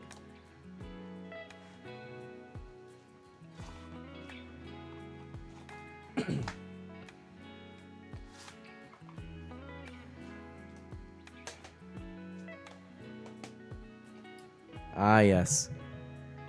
Teenage Mutant Ninja Turtles. This game, it's a beast. Now, this is another one. I got a lot of games, like a lot, you know. This was somebody on Craigslist, actually, back up in Washington that was selling, I think I paid $100 or so. The thing was, there was like one game that was in okay condition, but was kind of hard to find that was in there that made it almost worth it. Plus, several controllers that I was really excited about. I got a Sega Genesis fight stick and a second. Did I get a second NES Advantage? I can't remember. But actually, in this lot, again, I think I paid $120. You know, they were all in pretty rough shape. Like this is discolored and dusty and dirty. Definitely could be worse, but it, you know, I don't know if it's really picking up in the camera. I never actually cleaned this one, and it might clean up pretty well. And then you could tell it was like in the garage in a cardboard box, so the contacts had corrosion. Scooter says, "Mana, what mana? Or what Scooter? I mean." But yeah, a lot of this stuff was really dirty. But like the one game I really wanted, I cleaned up well. I cleaned up the controllers. There was actually like a Sega Genesis and a Dreamcast in there. And then several like NES and SNES controllers. So for that, I think it was 120, and I talked him down to 100. That's what it was. I was like, look at these are in rough shape, you know. But the thing was, the game I wanted that was in there, that I was able to clean up, and I was happy with it enough. Regularly went for like $60 to $70 at the time. I think still probably goes for about 50, 60. And then the Genesis fight stick, which was in pretty decent shape, and I cleaned it up pretty well. Like it wasn't great shape, but it was in pretty decent enough shape for, you know, for my liking. You know, that usually goes for, you know, tens of dollars. And so I figured that plus, you know, I have, if nothing else, a parts Genesis. It actually might work. I never tested it. I'm like, and it needs to be cleaned thoroughly. That could be a project. The other thing I thought is these could be projects for videos and streams. We could do some of this if you like this, if you think this is interesting. Oh, hey, look at that. Scooter, nice. Congratulations. That's cool. Iron Rusty, yep. That's fair. But yeah, and then I do have another copy of this in the box over there. Maybe I have 3 Rad Racers because I do have that box over there. I think the game's in that one too. So Tetris. That's my favorite one with my mom. This one I need to clean up, but Top Gun. This was when I was looking for Sky Shark. I was like, was it Top Gun that I'm thinking of? I'm just misremembering. No, this is a totally different game, but it was one I played and I had a little nostalgia for. It's not a good game, but it was one I had nostalgia for. And when I was looking to buy it, I picked this up, not paying attention that this is not the game. I started playing it, and I'm like, wait, that's not what I remember. This is actually the second mission. This is Top Gun 2.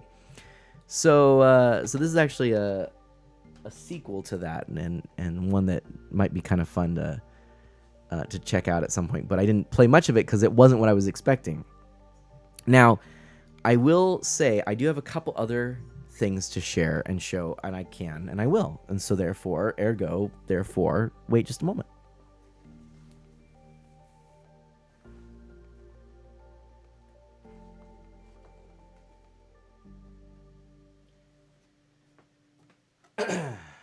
All right. This, my friends, in alphabetical order, And this will be kind of the, as we wrap up here, Bible Adventures in the box. Boom. Bible Adventures. We were talking a little bit about these earlier. Kind of fun. There's the box. There's the game. It's blue.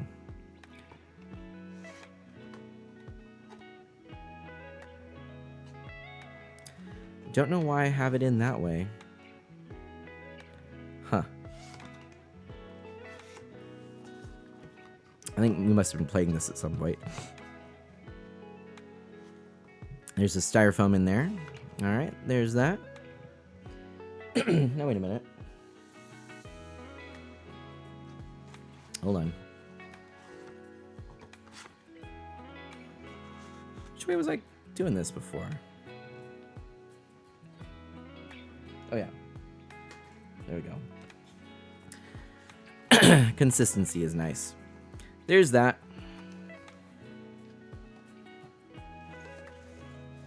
Rad Racer. From Square. Look for your 3D glasses inside. I don't know if I have the 3D glasses in here actually at the moment.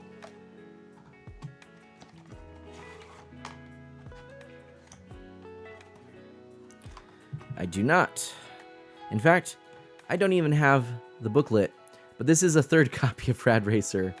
But I remember now why that is.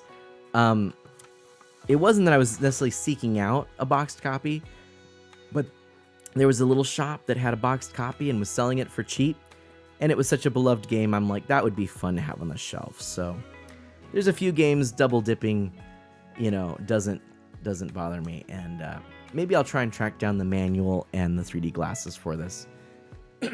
If you know of any, let me know. Then, very happy about this. Now, this is a reproduction.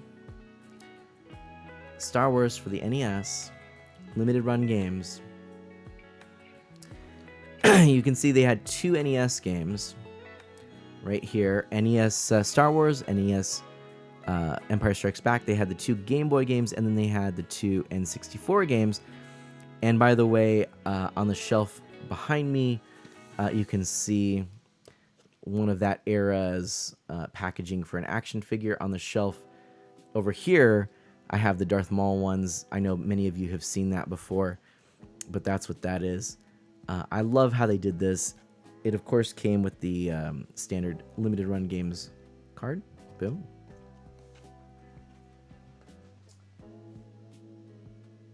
Oh, I'm sorry. This one, this one actually came with this one, Empire Strikes Back. I'm wondering if I dropped the card, or I want to say, I'm not sure what happened to the other card. Anyway, Empire Strikes Back, there's that. So I didn't get the others, couldn't afford it, frankly. Didn't have these games, thought it'd be nice to add to the collection. And finally, Tetris.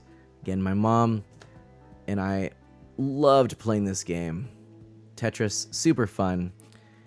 And this one did come, you know, there's the styrofoam in there, right? Boom. This one did come with the instruction manual and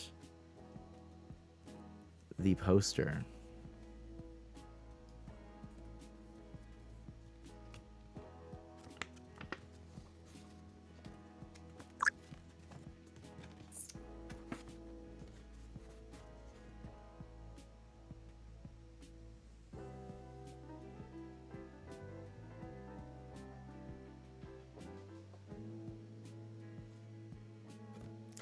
How cool is that?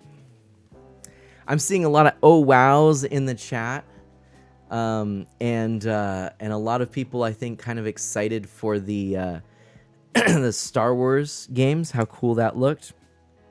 I'll put all this away. Weird after flex, but okay. That was good timing. That was good timing. Oh, sorry. But yes, but yeah, that is my NES collection. I it seems like you enjoyed this, so my thought is maybe we'll go ahead and we'll do more of these types of thing. And just to kind of see if I missed something, it looks like, yeah,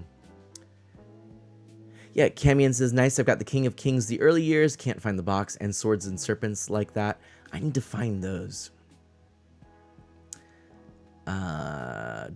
Scooter heard of Bible Adventures from AVGN, never played it. Dash says, ooh, wow, there's a blast from the past. So many hours running around looking for pairs of animals for the Ark, right?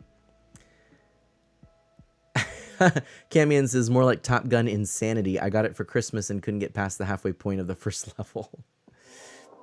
And Animate World loves the restoration and cleaning videos, finds them soothing. I love the Jeopardy NES sprites, Scooter says. Camion says, me too. The ones from the first Jeopardy NES game are pretty fun as well. Yeah, we had, before we got broken into, we had the Jeopardy and Wheel of Fortune games. So I gotta make sure I have all the right versions and stuff, and get those, make sure I've got all those. Because they were fun, and I like the sprites as well. But anyway, Artomana lukewarm. The Tauntaun joke. I love it. I love it. I love it. Hold on. Let's see. Let me go back to the. Hold on.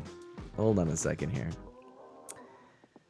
Where's the setup for it? Here we go. Hey Mana, a Star Wars joke. What's the temperature of the inside of a Tauntaun? And lukewarm. I love it. I love it. That's good. That's good, my friend. That's really good. Oh, did that actually show up correctly? Let me go back to that. Aha. Let me actually do this. Good thing for me to know that doesn't work. But anyway. But yeah. I like that joke. And I really appreciate all of you coming and hanging out. This was a blast for me. I really enjoyed it. Thoughts for the next stream? What should we stream Friday morning? I know a lot of you won't be able to make it. Should we do more cleaning, going through some more of these games, and just kind of hang out and chat? You know, I kind of like that idea, honestly, selfishly, because I got to do it anyway. Should we...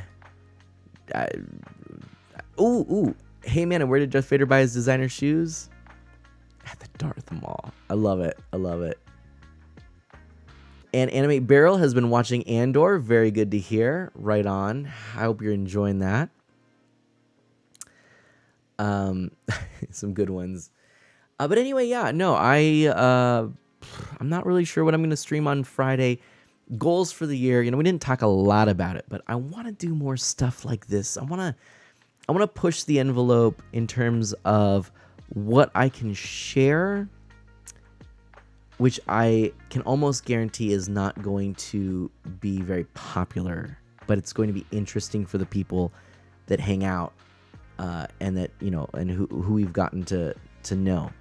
So I do want to, I guess, sort of figure out a strategy going forward this year. I want to do more things that involve a risk for growth, while also that's good, Scooter. I agree with Animate Barrel, but I want to do more stuff, you know, that's a risk, while also making it possible to grow. So I was very fortunate over December. I was very worried I didn't get to do a lot of streams. I was like, at one point I'm thinking, oh my gosh, this might be the first month where I have a net loss, in terms of, you know, that more people unfollowed than followed. And I was really bummed about that, but I was like, well, there's nothing I can do about it. I can only do what I can do. And I put in, there's one stream I thought, I want to do one more stream tonight. Maybe pushing it. I was worried people were going to unfollow during it. But I did it, and it ended up being a stream where a bunch of people followed, and then a couple other streams I felt free to do those streams, feeling like, well, even if people unfollow, it's still a net positive, so there's not the risk involved. Sure, let's do it. And that's really good, Scooter. I love it. That's funny. So I basically was like, heck, why not? And when Iron Rusty and I did that stream, so many of you, like Stratlog here, and so many of the people that know Iron Rusty came and followed here. So it was like, yes, there's momentum. It's good.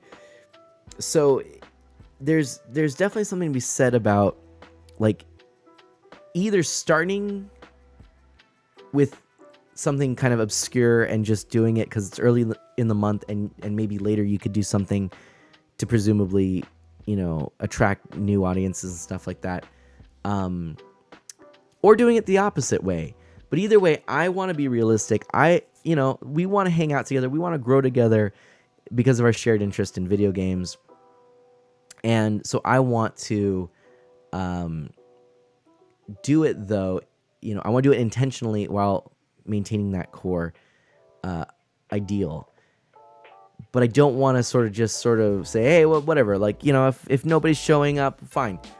Frankly, if nobody shows up to a stream, I'm still going to treat it like a vlog, and I'm going to put words out there. But if most of my streams are that, if most of my streams are something where it's just me talking into a camera, I might as well be making video content instead of live streaming. And from what I hear, YouTube is a much easier platform to grow in than Twitch. But Twitch has all the features I like. Animate Barrel, we were talking about this. This is what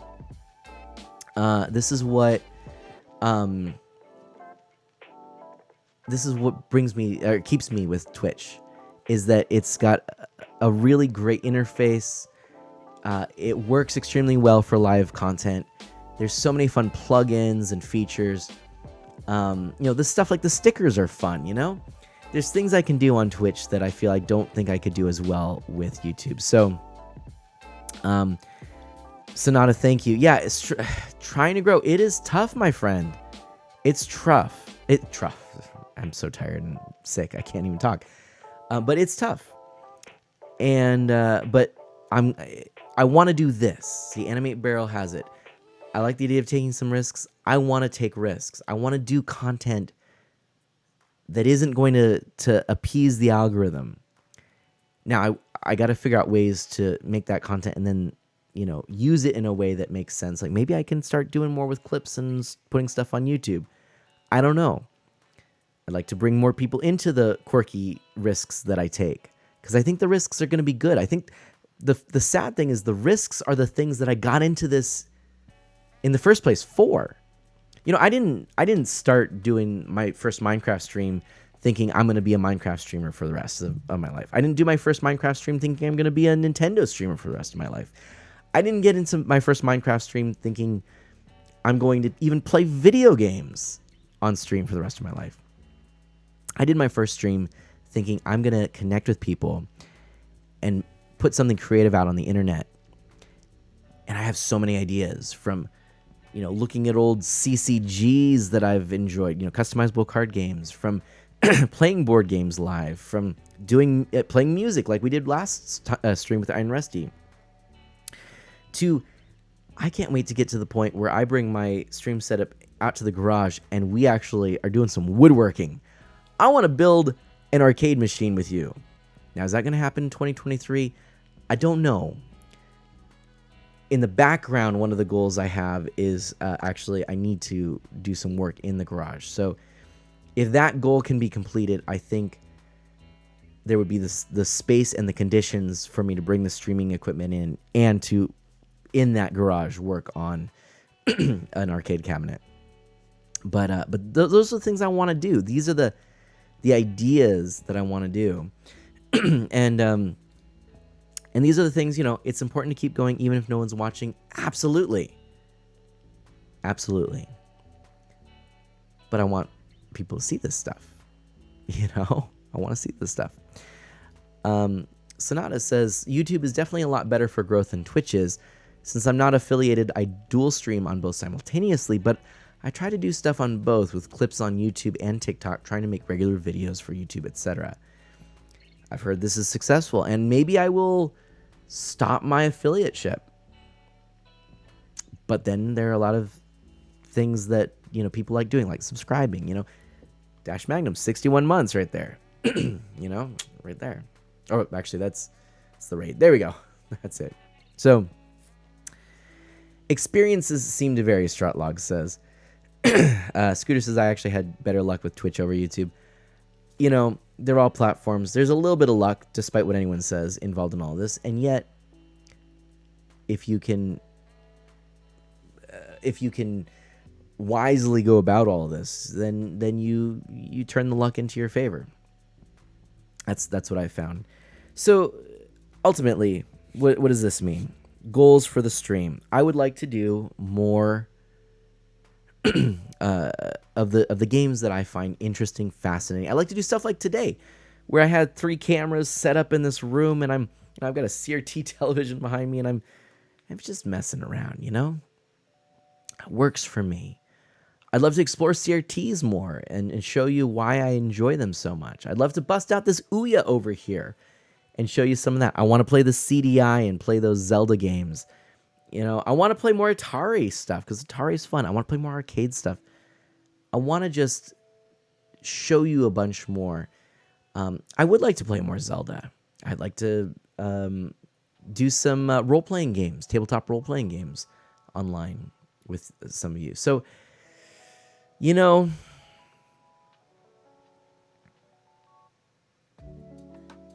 yeah, we'll see. That still leaves me with, what do you want to see? Does Friday morning work for you? Is my next stream going to be able to be something you can attend? I don't know.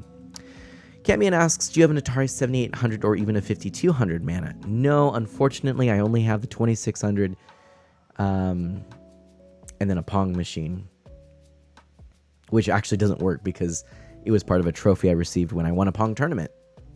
But I grew up with the Odyssey, and so that's how I play Pong mostly. Yeah, I'd be interested in some of their Atari stuff, but that's not too bad either way. And nice, Camion says, thank you. Yeah, it was with, if you know, it's a little humble brag, but if you know the immortal John Hancock on YouTube. So I was up in Washington, so I got to meet him and know him somewhat, and through one of the conventions he put on, which was really cool for charity and with retro games and all this. And anyway, he put on several tournaments during these events, and one of them was a Pong tournament, and I really like Pong. Like, I played it a lot when I was a kid. Like, I played all the other, like, I played some later stuff, like NES stuff, and then like some Atari stuff. But the first time I went back and played a Pong machine, because that wasn't the first game that I played. It was actually Super Mario Brothers. Went back and played Pong, and I was like, this is brilliant. I love this. So, yeah, wash hype. Exactly. Yep. So, yeah. So, anyway, I went to this tournament. I didn't expect to win. I ended up winning $200 and a trophy and something else. I can't remember what else it was. But yeah,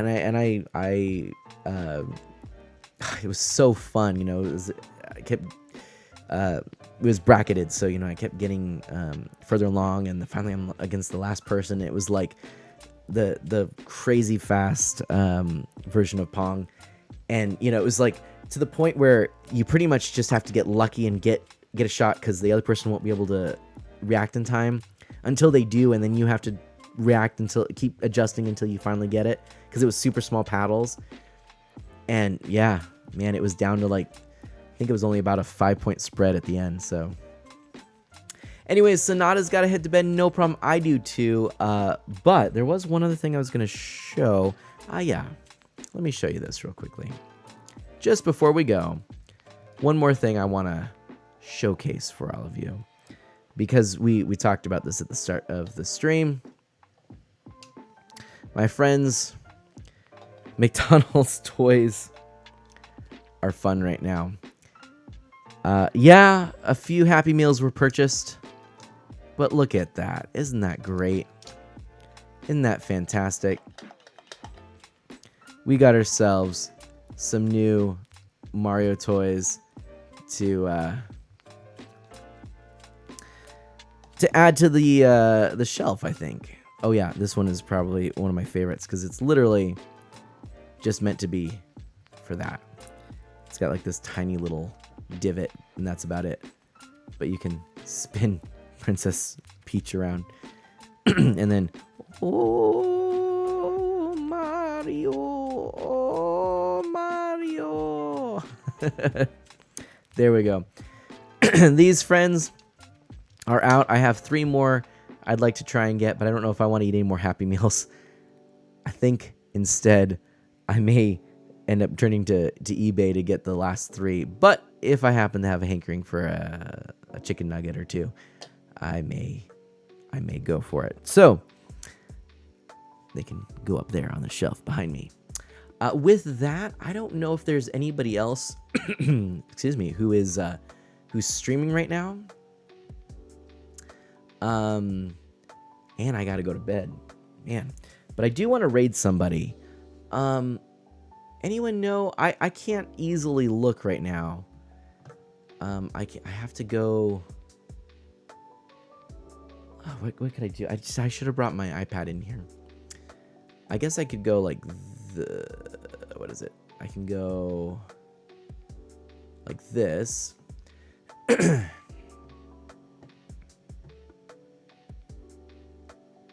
Oh no, Scooter says I was going to stream, but my chest has been hurting the last few days. Oh, I'm sorry to hear that. That's not good. I hear you though. Kamian says, nice, I've met John Hancock too. Pretty cool guy. I've heard he does conventions like that. Yeah. I think he's a nice guy and worth chatting to if you get a chance. All right, I'm actually now looking and seeing who is live.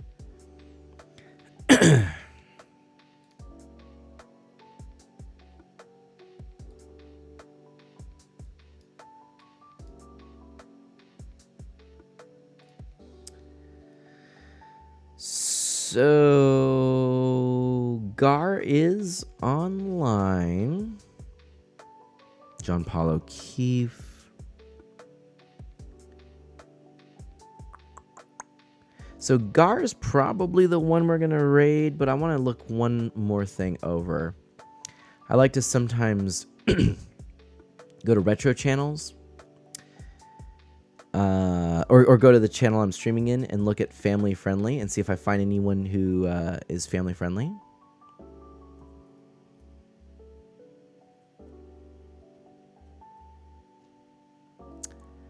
So we'll just take a quick peek. There are no live. Oh, because I misspelled family friendly.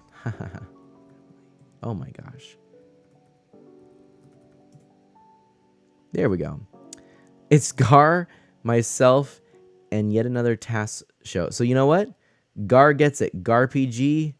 This sounds terrible, but somewhat by virtue of the fact that you are the lone retro family-friendly streamer right now.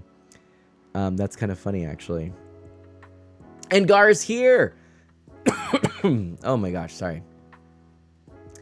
Perfect. I'm actually excited. I wanted to raid Gar anyway, but this just gives even better reason. Oh, excuse me, sorry. Man. This thing's killing me. Alright. This thing called being alive. It's killing me. So yeah. So my friends, thank you. Thank you so much. No other family-friendly lives online, Strut. Yeah. This is it, Strutlog. But if you don't know Gar is an awesome guy. Seriously, so good. I'm gonna give him a shout out as well. And he's somebody who I really enjoy getting a chance to chat with, and he's very knowledgeable about RPGs, retro games, all that stuff. We're gonna set that raid in motion. Did it work?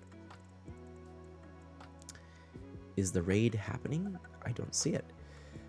Oh no, I know why. I gotta go like this. This happened to me last time. It doesn't like the @ sign. There you go. So anyway, listen, my friends, thank you so much for hanging out with me tonight. We'll figure out Friday, I guess, maybe in Discord. Shoot me a message. Let me know if there's something, if you're able to make it, that you'd like for me to play. Otherwise, who knows? Maybe I'll take a risk and play something random. There is going to be, we're definitely going to be playing some retro games this year. Super Metroid is on the docket. Apparently, Bayou Billy. Yeah, we're gonna. There's all kinds of ideas. Everybody, please know that I appreciate you hanging out with me, being a part of my life, a part of these streams. I hope you had a wonderful Christmas day, Christmas season that's still in swing. A happy new year celebration and a wonderful year ahead. So do good, be well, stay safe and healthy. I'll catch you next time. Bye-bye.